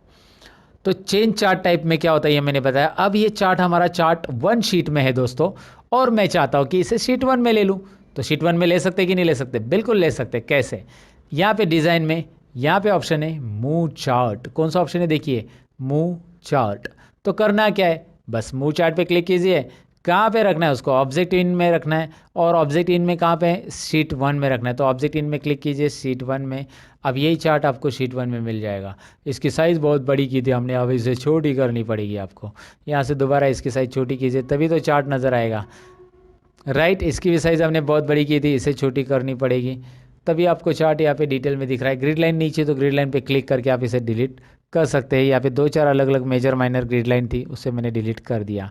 सिलेक्ट करके ग्रिड लाइन के ऊपर क्लिक करके डिलीट कर सकते हैं। तो चार्ट को रिप्रेजेंट कैसे करना है, एक बिगिनर लेवल पे चार्ट में कौन कौन से फंक्शंस रहते हैं, ऑप्शंस कैसे रहते हैं, टाइटल कहाँ से ऐड करना रहता है, या फिर लीजेंड क्या होता है, टेबल कैसे ऐड करना था, डेटा लेवल क्या होता है, ये सारी चीज़ें मैंने एक्सप्लेन करने की यहाँ पे इस टॉपिक में कोशिश की है दोस्तों। अब हम बढ़ते हैं अगले टॉपिक की ओर। और हाँ जी दोस्तों, आप अगर कंप्यूटर कोर्स से सीखना चाहते हैं, वो भी सीरियली, यानी कि tally course, Photoshop, Corel Draw और ऐसे बहुत सारे कोर्स जो कि आपको सीरीज़ में सीखने, तो उसके लिए मैंने एक नया चैनल ओपन किया है जिसका नाम है रियल ट्यूटोरियल, जो कि यहाँ पे आपको स्क्रीन के ऊपर दिखाई दे रहा है। आपको इस रियल ट्यूटोरियल में प्लेलिस्ट में क्लिक करना है दोस्तों। प्लेलिस्ट के अंदर यहाँ पे आपको सीरीज वाइज वीडियो मिलेंगी। आपको टैली की वीडियोस देखना है, आपको फोटोशॉप के देखना है, आपको ऑटोकैड के देखना है। फिलहाल तो 3 सीरीज़ यहाँ पे है, तो इसमें से जो वीडियोज़ आपको देखने हैं उसकी सीरीज़ पे क्लिक कीजिए, एक साथ सभी वीडियोज़ आपको मिलेंगे। तो अगर आप बनना चाहते हैं कंप्यूटर कोर्सेज में मास्टर, तो इस चैनल को ज़रूर फॉलो कीजिए। लिंक आपके लिए मैंने डिस्क्रिप्शन में दे दिए, रियल ट्यूटोरियल, ज़रा चेक कीजिएगा दोस्तों। तो इस तरह से ये चार्ट में सारी चीज़ें हो गई। और चार्ट में आप बैकग्राउंड में लोगो ऐड करना चाहते हैं, आपको लगता है कि यार यहाँ पे बैकग्राउंड में कुछ काम किया जाए, तो राइट क्लिक कीजिए इस चार्ट के ऊपर। राइट क्लिक करने के बाद format chart area, look at here, format chart area, इस ऑप्शन पे क्लिक कीजिए। और इस ऑप्शन पे क्लिक करने के बाद यहाँ पे आपको फिल में जाना है। फिल में राइट साइड में आप देखेंगे यहाँ पे बहुत सारे ऑप्शंस आ रहे हैं, no fill, solid fill, gradient वगैरह वगैरह वगैरह। तो आपको पिक्चर लेना है तो पिक्चर लीजिए, ग्रेडियंट पैटर्न लेना है तो पैटर्न लीजिए। यहाँ से अलग अलग पैटर्न आपको बैकग्राउंड में नज़र आएंगे। इंटरेस्टिंग पैटर्न है, आप जो देना चाहते हो दे सकते हैं प्रेजेंटेशन के लिए। आप चाहते हैं ऑटोमेटिक तो ऑटोमेटिक आ जाएगा। पैटर्न फिल चाहिए, पिक्चर एंड टेक्सचर चाहिए, यहाँ से फाइल ऑप्शन है जहाँ से हम अपनी कंपनी का लोगो भी ऐड कर सकते हैं। अगर आपके पास कंपनी का लोगो वगैरह है तो बैकग्राउंड में ऐड कर सकते हैं। और उसकी ट्रांसपेरेंसी भी आप यहाँ से सेट कर सकते हैं, मतलब आपका लोगो बहुत ही डार्क है, so you can do it like this. Okay, so ये डेटा के ऊपर काम करने के लिए इंटरेस्टिंग चीज़ें मैंने आपको बता दी है। सो ये डेटा चार्ट में लेकर किस तरह से चार्ट के ऊपर काम करना है मैंने आपको बता दिया। लोगो बैकग्राउंड में कैसे ऐड करना है, कलर्स एंड ऑल। तो ये था चार्ट फॉर बिगिनर्स। और चार्ट से रिलेटेड और एमआईएस सीरीज से रिलेटेड बहुत सारे वीडियोस मैंने ऑलरेडी चैनल पे बनाया है, डिस्क्रिप्शन में उसकी लिंक है, ज़रा देख लेना। अब बढ़ते हैं अगले टॉपिक की ओर। तो चार्ट्स तो हमने सीख लिया, लेकिन यहाँ पे अभी कुछ होम टैब की जो बेसिक ऑप्शन है जो डेली आपको डेटा एंट्री के लिए वगैरह यूज़ हो सकते हैं, ऐसे ऑप्शंस मुझे यहाँ पे बहुत बताना ज़रूरी है। वैसे कॉपी पेस्ट वगैरह तो आपको आता ही होगा, कॉपी पेस्ट, कट पेस्ट, ये ऑप्शंस तो यहाँ पे है ही है। यहाँ पे मैं आपको दिखाता हूँ कि ये डेटा मैं Ctrl+C से कॉपी कर रहा हूँ और यहाँ पे कर्सर रख के यहाँ पे मैं इसे पेस्ट करूँगा, आपको पता ही है। पेस्ट करूँगा तो यहाँ पे रिपीट आ जाएगा, लेकिन पेस्ट के अंदर कुछ और ऑप्शंस है जिसका नाम है पेस्ट स्पेशल। ये पेस्ट स्पेशल्स ऑप्शन है सारे के सारे, और पेस्ट स्पेशल के सारे ऑप्शंस का एक वीडियो मैंने बनाया है जिसका लिंक मैं आपके लिए डिस्क्रिप्शन में दूंगा। ये पेस्ट स्पेशल कंप्लीटली कैसे यूज़ किया जाता है इसका ऑलरेडी मैंने वीडियो बनाया है, जिसका लिंक आपको डिस्क्रिप्शन में मिलेगा। यहाँ पे भी मैं स्क्रीन के ऊपर दिखा रहा हूँ कि लर्न मोर चैनल पे ऑलरेडी ये वीडियो अपलोड हो चुका है, तो वो आपको ज़रूर देखना होगा, क्योंकि यहाँ पे मैं अभी ये सारे कंटेंट ऐड नहीं कर रहा हूँ, लेकिन ऑलरेडी वीडियो मैंने बनाया है, इसका एक इंफॉर्मेशन मैं आपको दे रहा हूँ यहाँ पे। उसके अलावा फॉर्मेट पेंटर क्या काम का होता है मैं आपको बता देता हूँ। कॉपी पेस्ट तो जनरली सबको आता है, कट पेस्ट भी जनरली पता रहता है, लेकिन फॉर्मेट पेंटर जनरली सब लोगों ने वहाँ पे देखा रहता है लेकिन नहीं आता है। तो मैं आपको बता देता हूँ करना क्या है। यहाँ पे सपोज आपने कोई फॉर्मेटिंग की और यही जो फॉर्मेटिंग का बैकग्राउंड या फिर इसे बोल्ड किया है, आपने अंडरलाइन किया है, यही टाइटल का फॉर्मेटिंग आप इसे भी करना चाहते हो ऊपर, या ऊपर के पूरे रो को, ये रो को करना चाहते, तो करना क्या है, कर्सर आपका इसी पे रहेगा, जिस पे फॉर्मेट किया है उस पे कर्सर रखो, फॉर्मेट पेंटर पे क्लिक करो। फॉर्मेट पेंटर पे जैसे ही आप क्लिक करोगे, look at here, format painter पे मैंने क्लिक किया और जैसे क्लिक करोगे माउस पॉइंटर पे पर ध्यान दीजिए, ब्रश के साथ आ रहा है। आप जिसके ऊपर भी ये घुमाओगे आप ऐसे, वो उसके ऊपर ये फॉर्मेटिंग अप्लाई होने वाला है। देखिए मैंने घुमा दिया, इसके ऊपर ये फॉर्मेटिंग यहाँ पे अप्लाई हो चुका है। समझ में आपको फॉर्मेट पेंटर होता क्या है। वैसे फॉर्मेट पेंटर को आप सिंगल क्लिक और डबल क्लिक से भी यूज़ कर सकते हैं। अभी मैंने सिंगल क्लिक से यूज़ किया और ड्रैग किया। अब दूसरा है कि मैंने इस पे ऊपर डबल क्लिक किया। अगर मैं डबल क्लिक करूंगा ना, तो मैं एक साथ यहाँ पे मैंने राहुल बोर को, सपोज अजय वर्मा को फॉर्मेट करना चाहता हूँ। अभी देखिए फॉर्मेट पेंटर कंटिन्यू चालू रहता है अगर आपने फॉर्मेट पेंटर पे डबल क्लिक किया तो। ये बात बहुत सारे लोगों को पता नहीं रहता है कि फॉर्मेट पेंटर पे हम डबल क्लिक करके फॉर्मेट पेंटर को ऐसे रिपीट भी यूज़ कर सकते हैं। सिंगल क्लिक किया तो क्या होगा, एक ही बार फॉर्मेट पेंटर वर्क करेगा। डबल क्लिक करेंगे तो ऐसा मल्टीपल टाइम्स आप वर्क कर सकते हैं फॉर्मेट पेंटर पे। जहाँ पे भी आप क्लिक करोगे फॉर्मेट पेंटर चालू ही रहेगा। एस्केप बटन करेंगे तो फॉर्मेट पेंटर रिमूव हो जाएगा। एस्केप बटन प्रेस कीजिए। देखिए मैं दोबारा बता देता हूँ, आपको यहाँ पे क्लिक करना है, फॉर्मेट पेंटर सिंगल क्लिक किया और आपने जिस नंबर पे, मैं यहाँ पे ड्रैग कर रहा हूँ फिलहाल, तो वो उतना फॉर्मेट हो रहा है। फिर से फॉर्मेट पेंटर, माउस की तरफ ध्यान दीजिए, अभी प्लस साइन आ रहा है, फॉर्मेट पेंटर नहीं आ रहा है। अगर मैं इस पर क्लिक करके डबल क्लिक करता हूँ फॉर्मेट पेंटर पे, now I can click here, here I can drag here also. तो एक साथ मल्टीपल सेल्स को फॉर्मेट करने के लिए आप फॉर्मेट पेंटर पे डबल क्लिक कीजिएगा। है ना इंटरेस्टिंग। फिलहाल मैं अंडू कर देता हूँ।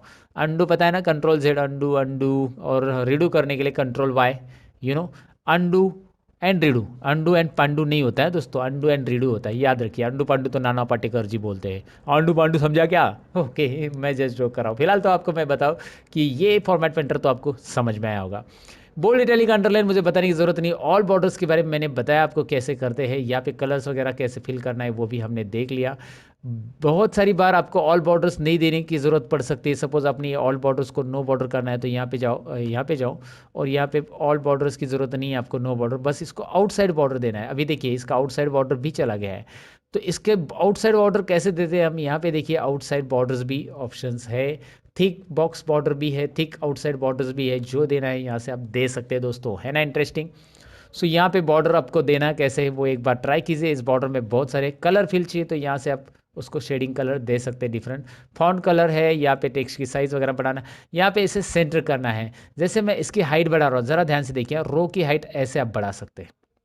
ये याद रखना है। जैसे हमने कॉलम की विड्थ सीखी थी कि आप यहाँ से ऐसा ड्रैग कर सकते हैं, वैसे हम रो की हाइट यहाँ पे बढ़ा सकते हैं। वैसे मैं आपको बताऊँ कि कॉलम और रो की विड्थ अगर इक्वली करनी है सभी कॉलम की, तो आप एक काम कीजिए, एक तो आप इसे सभी रो को एक साथ सिलेक्ट कीजिए और बीच में कहीं पे भी एरो रख के आप ऐसे ड्रैग करेंगे, इक्वली सबकी हाइट बढ़ेगी।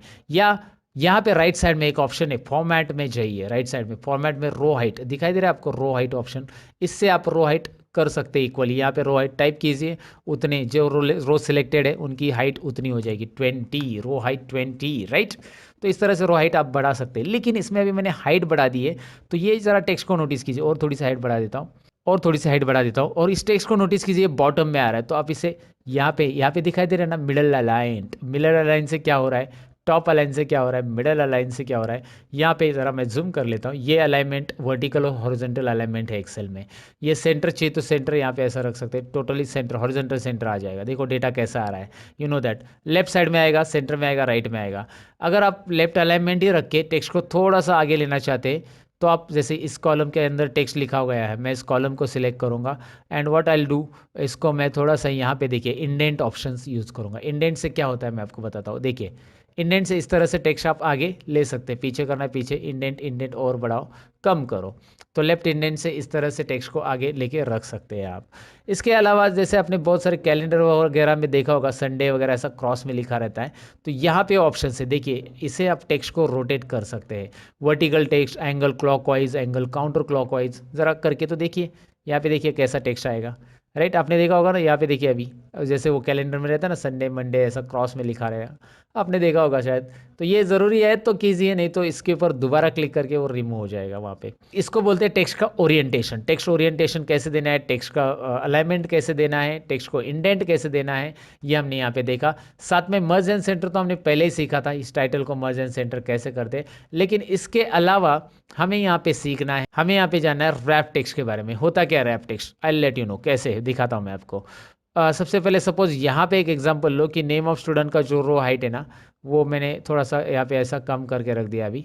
Okay, so name of student में मैंने यहाँ पे एक चीज़ बढ़ा दी, जैसे मैंने नेम ऑफ टैली स्टूडेंट और एक्सेल स्टूडेंट ऐसा बढ़ा दिया। अब ये आगे जा रहा है, लेकिन मैं इसकी कॉलम की विड्थ नहीं बढ़ाना चाहता हूँ, जो कि हम यहाँ से डबल क्लिक करके बढ़ा सकते हैं, आपको पता है। मैं चाहता हूँ इसे रैप टेक्स्ट करना। रैप टेक्स्ट से क्या होता है देखिए, वाह इंटरेस्टिंग है ना। Wrap text wrap text wrap text wrap text, मैं क्लिक करूँगा रैप टेक्स्ट पे तो ऐसे आ जाता है। रैप टेक्स्ट निकाल देंगे तो ऐसा आता है। अगर आप चाहते कि यार लिखते समय ये नीचे आ जाए तो लिखते समय भी आएगा। जैसे आप यहाँ पे लिख रहे हो, डबल क्लिक करो, फिलहाल मैं इसके ऊपर मैंने डबल क्लिक किया, अल्ट और एंटर बटन प्रेस करूंगा मैं, अल्ट और एंटर दोस्तों, अल्ट और एंटर करेंगे तो ऐसा नीचे आ सकता है। अल्ट और एंटर लिखते समय ही आ सकता है। अल्ट और एंटर ये रैप टेक्स्ट की तरह ही काम करता है, और रैप टेक्स्ट यहाँ पे आप कर सकते हैं डायरेक्टली वैसे भी। सो रैप टेक्स्ट ये डेटा एंट्री के लिए याद रखो, कॉलम की साइज जब आपके एडजस्ट नहीं हो रही है तो आप इस तरह से कर सकते हैं, राइट। सो रैप टेक्स्ट के बारे में मैंने आपको बताया, मर्ज and centre you know that already. अब अच्छा एक बात और, यहाँ पे अगर मैं डेटा के अंदर, वैसे डेटा के अंदर बहुत सारी चीज़ें, लेकिन मैं यहाँ पे नीचे लिखते जाऊँगा डेटा, तो ऊपर हेडिंग तो चला गया मेरा, तो मुझे ये नहीं पता चलेगा कि यार ये सब्जेक्ट 1 है, 2 है या 3 है। बार बार मुझे ऊपर जाके देखना पड़ेगा ना सब्जेक्ट, अगर मैं नीचे लिखते जा रहा हूँ तो ऐसे समय में मैं चाहता हूँ कि ये ऊपर के 2 रो जो है, ये एक और ये 2 रो, ये ऊपर फिक्स रहे और परमानेंट रहे, फ्रीज रहे, उसको फ्रीज बोला जाता है एक्सेल में। तो उसके लिए हमें करना क्या है, तो यहाँ पे कर्सर रखना है 3 नंबर रो पे। कर्सर कहाँ पे रखा है मैंने, देखिए मुझे जो रो लॉक करना है उसके नीचे के रो पे कर्सर रखना है, मुझे ऊपर के रो फिक्स करने हैं। उसके लिए एक व्यू में ऑप्शन दिया है, ज़रा इसे ध्यान से देखिए। व्यू के अंदर यहाँ पे एक फ्रीज पेन्स ऑप्शन है, फ्रीज पेन्स।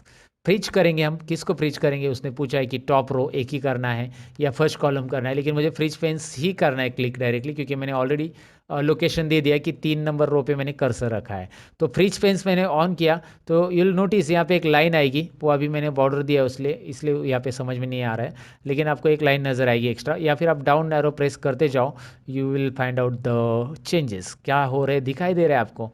मैं नीचे स्क्रॉल करते जा रहा हूँ और अलग अलग रो में मैं स्क्रॉल कर रहा हूँ तो भी टाइटल हेडिंग वही की वही रह रही है, क्योंकि मैंने उसे फ्रीज किया। और नहीं चाहिए तो आप इसे अनफ्रीज भी कर सकते हैं। वैसे आप कॉलम के लिए भी कर सकते हैं, राइट साइड में अगर आप जा रहे हो ऐसे तो आप उतने कॉलम, अभी मुझे 1 नंबर कॉलम यहाँ पे दिखना चाहिए, मैं 1 नंबर का डेटा टाइप कर रही हूँ या 2 नंबर का, तो मैं इधर बी कॉलम में कर्सर रख दूंगा और यहाँ पे फ्रीज पेन्स में जाकर फ्रीज पेन्स ऑन करूँगा। अब इससे होगा क्या, मैं ऐसे राइट में जाऊँगा तो भी 1 नंबर कॉलम दिख रहा है ना आपको, वो सीरियल नंबर का वो वहाँ पे ही रहेगा, राइट। और बॉटम में आऊँगा तो भी ये आपको दिखाई देगा, क्योंकि मैंने फ्रीज पेन्स B2 या B3 सेल से समथिंग किया है, तो वो पूरा का पूरा यहाँ पे फ्रीज हो चुका है। और मुझे निकालने के लिए अनफ्रीज यहाँ पे करना होगा, अनफ्रीज ऑप्शन फ्रीज की जगह ही आ जाता है। सो ये एक डेटा एंट्री के लिए या डेटा टाइप करते समय याद रखना है, जब आपको डेटा टाइप करना है तो फ्रीज पेन्स और अनफ्रीज पेन ज़रूरी है। अगर आप एक्सेल में बेसिक चीज़ें नहीं जानते ऐसा कुछ, तो फिर मुश्किल हो जाएगा आपके लिए। अब यहाँ पे कुछ चीज़ें और है जो कि हैं नंबर फॉर्मेट में, होम टैब के अंदर से यहाँ पे आपको दिखाई दे रहा है नंबर फॉर्मेट में। जब कभी भी आप डेट लिखते हो एक्सेल के अंदर, ये सारे लोगों से गलती हो जाती है, सारे लोगों से ये प्रॉब्लम होता है। और यहाँ पे डेट लिखने के बाद में, अभी मैं इसके कॉलम की साइज़ बढ़ा देता हूँ नहीं तो वो दिखाई नहीं देगा, बाद में मैं यहाँ पे कोई नंबर टाइप करता हूँ 35, तो वो ऐसा आ रहा है, अरे नंबर ही नहीं ले रहा है, तो यहाँ पे वो डेट फॉर्मेट में कन्वर्ट हो चुका है। तो आपके लिए तरीका ये है कि आप यहाँ पे क्लिक करो और उसे नंबर फॉर्मेट में कन्वर्ट करो। नंबर फॉर्मेट में क्या करना है आपको, कन्वर्ट, तो ये नंबर में दिखाई देगा ना। और आप चाहते हो उसे जनरल फॉर्मेट में रखो जिसमें डेसिमल प्लेसेस ना आए, तो जनरल फॉर्मेट में रखो। जनरली हम जनरल फॉर्मेट में रखते हैं जब कोई नंबर ऑटोमेटिक टाइप करते तो। और डेसिमल के साथ नंबर, करेंसी, यहाँ पे बहुत सारे डेट फॉर्मेट वगैरह आपको दिखाई दे रहे हैं। अच्छा, अगर आपने डेट लिखी और वहाँ पे नंबर आ रहा है तो वहाँ पे आपको करना क्या है, यहाँ पे जैसे मैं आपको दिखाता हूँ, यहाँ पे मैंने लिखा 20/2 और 2019, ऐसा कुछ भी लिख दिया, राइट। अब मैं जब इसे यहाँ पे कन्वर्ट कर देता हूँ, ज़रा मैं देखा जनरल फॉर्मेट में, तो इस तरह से नंबर आ रहा है। अगर कभी ऐसा नंबर फॉर्मेट में कुछ आ गया तो आप उसे नंबर फॉर्मेट की जगह इसे डेट फॉर्मेट में कन्वर्ट कर सकते हैं ईजिली। तो उसके लिए करना क्या है, आपको बस यहाँ पे करना है शॉर्ट डेट या लॉन्ग डेट। शॉर्ट डेट या लॉन्ग डेट यहाँ पे आसानी से आप कर सकते हैं नंबर फॉर्मेट को डेट फॉर्मेट में कन्वर्ट करने के लिए। वैसे मैं आपको शॉर्टकट की बताऊँ तो कंट्रोल शिफ्ट यहाँ पे हैश, ये आप डेट फॉर्मेट में कन्वर्ट कर सकते हैं। कंट्रोल शिफ्ट 1 नंबर फॉर्मेट में हो जाता है, कंट्रोल शिफ्ट 2 टाइम फॉर्मेट में हो जाएगा, कंट्रोल शिफ्ट टिल्ड यहाँ पे जनरल फॉर्मेट में होगा। कंट्रोल शिफ्ट टिल्ड 1 2 3, ये याद रखिए 1 2 3 कंट्रोल शिफ्ट के साथ ये अलग अलग फॉर्मेट में आपको कन्वर्ट करने के लिए देता है, राइट। कंडीशनल फॉर्मेटिंग वैसे हमने सीख लिया है कैसे करना है, मैंने बताया है। और फॉर्मेट एज कैसे ही ये टेबल होता है ये भी मैंने आपको दिखाया। यहाँ से आपको अलग अलग स्टाइल्स मिल जाती है जो कि आप अप्लाई कर सकते हैं, ये भी मैंने बताया था। इंसर्ट में यहाँ पे इंसर्ट शीट रोज भी आता है, जैसे आप यहाँ पे रो इंसर्ट करना चाहते हो तो मैंने वैसे भी आपको बताया है। रो कंट्रोल प्लस से इंसर्ट होता है, कंट्रोल माइनस से डिलीट होता है। यहाँ से भी इंसर्ट और डिलीट ऑप्शन है आपके लिए। और फॉर्मेट में आप रो और कॉलम की साइज एडजस्ट करने के लिए है ही। कैसे करना है मैंने सारी चीज़ें यहाँ पे बता दी आपको। और ऊपर से मैंने आपको बताया था कि क्लियर में जाकर क्लियर फॉर्मेट से क्या होगा। देखिए यहाँ पे फॉर्मेटिंग अगर नहीं चाहिए तो आप क्लियर कर सकते हैं, मुझे नहीं चाहिए फॉर्मेटिंग, सो क्लियर में जाइए, क्लियर फॉर्मेट्स, फॉर्मेट जाएगा। क्लियर ऑल मतलब पूरा क्लियर हो जाएगा। क्लियर कंटेंट्स मतलब खाली कंटेंट और कमेंट लिखी होगी या हाइपर लिंक दिया रहेगा तो वो क्लियर हो जाएगा। क्लियर ऑल कर दूंगा मैं तो इस तरह से हो रहा है, राइट। सो क्लियर कंटेंट करना है तो कंटेंट कीजिएगा, इस तरह से आप इसे क्लियर कर सकते हैं, राइट। और फिल सीरीज़ के बारे में तो मैंने बताया था स्टार्टिंग में कि आप फिल सीरीज़ कैसे कर सकते हैं। यहाँ पे भी है फिल सीरीज़ ऑप्शन की, डाउन फिल कैसे होगा ऑटोमेटिकली वो दिया है वहाँ पे। और यहाँ पे फाइंड एंड रिप्लेस भी ऑप्शन है, जहाँ से रिप्लेस मतलब वर्ड चेंज करना। जैसे आपको लगता है कि यार यहाँ पे मैंने एक वर्ड टाइप किया जिसमें सब रॉन्ग है, मतलब एक वर्ड आपने 10 बार लिखा है, तो जैसे सब की जगह मुझे सब्जेक्ट ये वर्ड पूरा चाहिए था, तो मैं यहाँ पे सब लिखूंगा और यहाँ पे सब्जेक्ट लिखूंगा। देखिए मैंने क्या किया है, मुझे पूरा वर्ड चाहिए था, सब की जगह सब्जेक्ट लिखना चाहिए, तो यहाँ पे सब सब सब लिखा है मैंने। तो सब्जेक्ट 1 2 3 4 आना चाहिए, जो भी सब्जेक्ट है वैसे। तो किया है फाइंड आउट में सब, रिप्लेस विथ में सब्जेक्ट, और रिप्लेस ऑल पे click. Now you can see replacement क्या काम करता है। सो फाइंड एंड रिप्लेस भी है, कोई वर्ड ढूंढना है तो फाइंड कर सकते हैं, और यहाँ से आप फाइंड डायलॉग बॉक्स आपको मिल जाता है। तो ये मैंने होम टैब यहाँ पे कवर करने की कोशिश की है कि कैसे कुछ करना है, एक्सेल के अंदर क्या क्या चीज़ें होती है, यहाँ पे मैंने डिटेल में एक्सप्लेन करने की कोशिश की है। ये एक्सेल बिगिनर्स के लिए वीडियो है दोस्तों, और इसमें प्रिंटिंग लास्ट ऑप्शन है हमारा, और प्रिंटिंग हम देखते हैं प्रिंट कैसे किया जाता है एक्सेल के अंदर, and then will finish it. और ये बिगिनर्स के लिए एक्सेल है, इसीलिए मैंने इतनी ही चीज़ें कवर की। एक्सेल इतना ही नहीं है, बहुत कुछ है। तो एक्सेल जो बिगिनर के बाद सीखना चाहते हैं उसके लिए एक ट्यूटोरियल आएगा बड़ा सा, जिसमें मैं बहुत सारी चीज़ें और एक्सप्लेन करूंगा एक्सेल के अंदर, जो कि उसके लिए आपको थोड़ा इंतज़ार करना पड़ेगा। लेकिन आगे का टॉपिक सीख के जाइएगा कि प्रिंट कैसे करते हैं। प्रिंट करने के लिए control P, right, control P किया तो यहाँ पे प्रिंट आ जाता है, ऐसा ऐसा प्रिंट आ रहा है। एक काम करते हैं, मैं यहाँ पे ज़रा थोड़ा सा डेटा को अरेंज कर देता हूँ। पहले प्रिंट करने के लिए यहाँ पे मैं डेटा को एक काम कर देता हूँ, पूरा नॉर्मल जैसे डेटा था पहले, जैसा रखा था डेटा मैंने वैसे लाता हूँ यहाँ पे। उसके लिए करना क्या है, बस आपको कंट्रोल जेड ही तो बटन प्रेस करते जाना है। कंट्रोल जेड बटन प्रेस करते जाएंगे तो यहाँ पे आपको डेटा मिल जाएगा। मैंने अंडू कर दिया पूरा का पूरा। फिलहाल इस चार्ट की मुझे ज़रूरत नहीं, मैं इसे डिलीट कर देता हूँ, और यहाँ पे लिखा हुआ एक्स्ट्रा कंटेंट भी मैं डिलीट करता हूँ। अब देखिए मैं कंट्रोल पी करूँगा तो यहाँ पे आपको ये प्रिंट में बॉर्डर के साथ, मैंने बॉर्डर दिया है इसको, इसलिए बॉर्डर के साथ आ रहा है। अगर आपने बॉर्डर नहीं दिया तो बॉर्डर नहीं आएगा, आपको मैंने स्टार्टिंग में बताया था। अब यहाँ पे मैं आपको बताऊँ कि चलो कंट्रोल पी में हम इसमें आ चुके हैं, कंट्रोल पी स्क्रीन के अंदर यहाँ पे, लेकिन आपको दिखाई दे रहा है कि यार काउंट तक ही डेटा आ रहा है, काउंट तक, काउंट के आगे भी डेटा है मेरा। यहाँ पे देख सकते हैं ना एक्सेल में काउंट के आगे भी है, लेकिन यहाँ पे एक डॉटेड लाइन आ रही है जो कि पिन की बाउंड्री या पेज की साइज़ बता रही है कि पेज यहाँ तक ही है, डॉटेड लाइन। ये कंट्रोल पी बटन प्रेस करने के बाद आपके भी एक्सेल में दिखाई देगी कि यहाँ तक का ही प्रिंट होगा। तो आगे का डेटा का क्या, मैं इसको डबल क्लिक करके एडजस्ट कर सकता हूँ, या कंट्रोल ए करके, कंट्रोल ए और यहाँ पे alt H O I press का तो auto fit column width, column की विड्थ जो है ऑटोमेटिक जितनी रिक्वायर्ड है उतनी आ जाएगी। तो कंट्रोल पी करो, अभी एवरेज तक डेटा आ गया है। चलिए एवरेज में भी थोड़ा सा काम कर देते, हम यहाँ पे प्रिंटिंग के लिए और थोड़ा सा काम सेटल करना पड़ेगा हमें डेटा को प्रॉपरली। डेसिमल प्लेसेस हम यहाँ पे कम कर देते हैं, और यहाँ पे भी अल्ट एच ओ आई करने के बाद ये भी कम हो गया। अब आपको दिखाई दे रहा है रिजल्ट 1 रिजल्ट 2 तक आ रहा है, ग्रेड नहीं आ रहा है। तो ऐसे में क्या करेंगे हम आगे, हमें इसे एक ऑप्शन यहाँ पे मिल जाता है, और यहाँ पे है पोर्ट्रेट की जगह आप इसे लैंडस्केप कीजिए। लैंडस्केप करते ही पेज का हॉरिजेंटल व्यू आ जाएगा, और यहाँ पे जितने चाहे और कॉलम आपकी मर्जी और भी ऐड कर सकते हैं। लेकिन आप चाहते हैं कि नहीं नहीं नहीं, लैंडस्केप में रो कम आएंगे, पोर्ट्रेट ही चाहिए, वर्टिकली डेटा चाहिए, तो रखिए यहाँ पे एक ऑप्शन है राइट कॉर्नर में, शो मार्जिन, ये दिख रहा है आपको मार्जिन ऑप्शंस, तो इस पर क्लिक कीजिए, शो मार्जिन लाइन आएगी, और इसे थोड़ा बहुत एडजस्ट कर सकते हैं आप, ऐसे इस मार्जिन को कम कीजिए, वो ग्रेड अंदर आ जाएगा। प्रिंट से रिलेटेड जितनी भी सेटिंग्स आपको सीखनी है उसके लिए ऑलरेडी मैंने वीडियो बनाया था, जिसमें मैंने बताया कि प्रिंट के अंदर सारी सेटिंग्स कैसे करेंगे। उसके लिए लर्न मोर चैनल पे वीडियो डाला था, उसके लिए सर्च करना है अपने को लर्न मोर चैनल पे, राइट साइड में जो सर्च बॉक्स आता है उसमें क्लिक करके टाइप करना है प्रिंटिंग इन एक्सेल। तो जैसे ही आप टाइप करोगे नीचे आपको वीडियो की लिंक मिल जाएगी। डिस्क्रिप्शन में वैसे भी मैं लिंक देने की कोशिश यहाँ पे करूँगा दोस्तों आपके लिए। ज़रूर आपको वो वीडियो देखना चाहिए कि एक्सेल में प्रिंटिंग से रिलेटेड कौन कौन से टिप्स है, प्रोफेशनली प्रिंट कैसे किया जाता है। ये तो मैंने बेसिक चीज़ें बताई कि कॉलम कैसे वगैरह एडजस्ट करना है, आपको मार्जिन कैसे सेट करना है, ये सारी चीज़ें यहाँ पे मैंने बताई फिलहाल तो। लेकिन उसके अंदर पूरे प्रोफेशनल लेवल पे मैंने सारी चीज़ें बताई है। I want you to watch that video. तो मैंने जितने भी वीडियो रिकमेंड किए वो आप देखेंगे, ऐसे उम्मीद करता हूँ। लर्न मोर चैनल पे बने रहेंगे हमेशा की तरह। ये था बिगिनर्स एक्सेल वीडियो दोस्तों। अच्छा लगा है लाइक बटन पे क्लिक कीजिएगा, नहीं लगा है डिसलाइक पे क्लिक मत कीजिएगा, लेकिन ओके तो नहीं लगा है तो छोड़ दीजिए, अच्छा लगा है तो लाइक ज़रूर कीजिए, शेयर कीजिए अपने दोस्तों के साथ जिनको भी एक्सेल सीखना चाहते हैं, उनके लिए ये बहुत काम का वीडियो रहेगा। मैं मिलूंगा कुछ और इंटरेस्टिंग वीडियो के अंदर जिसमें रहेगा एक्सेल की टिप्स एंड ट्रिक्स, बहुत कुछ रहेगा इंटरेस्टिंग और भी सीखने के लिए दोस्तों। तब तक के लिए हमेशा की तरह यही कहूँगा, सीखते रहो, सिखाते रहो, मेरे वीडियोस देखते रहो, और बाय बाय।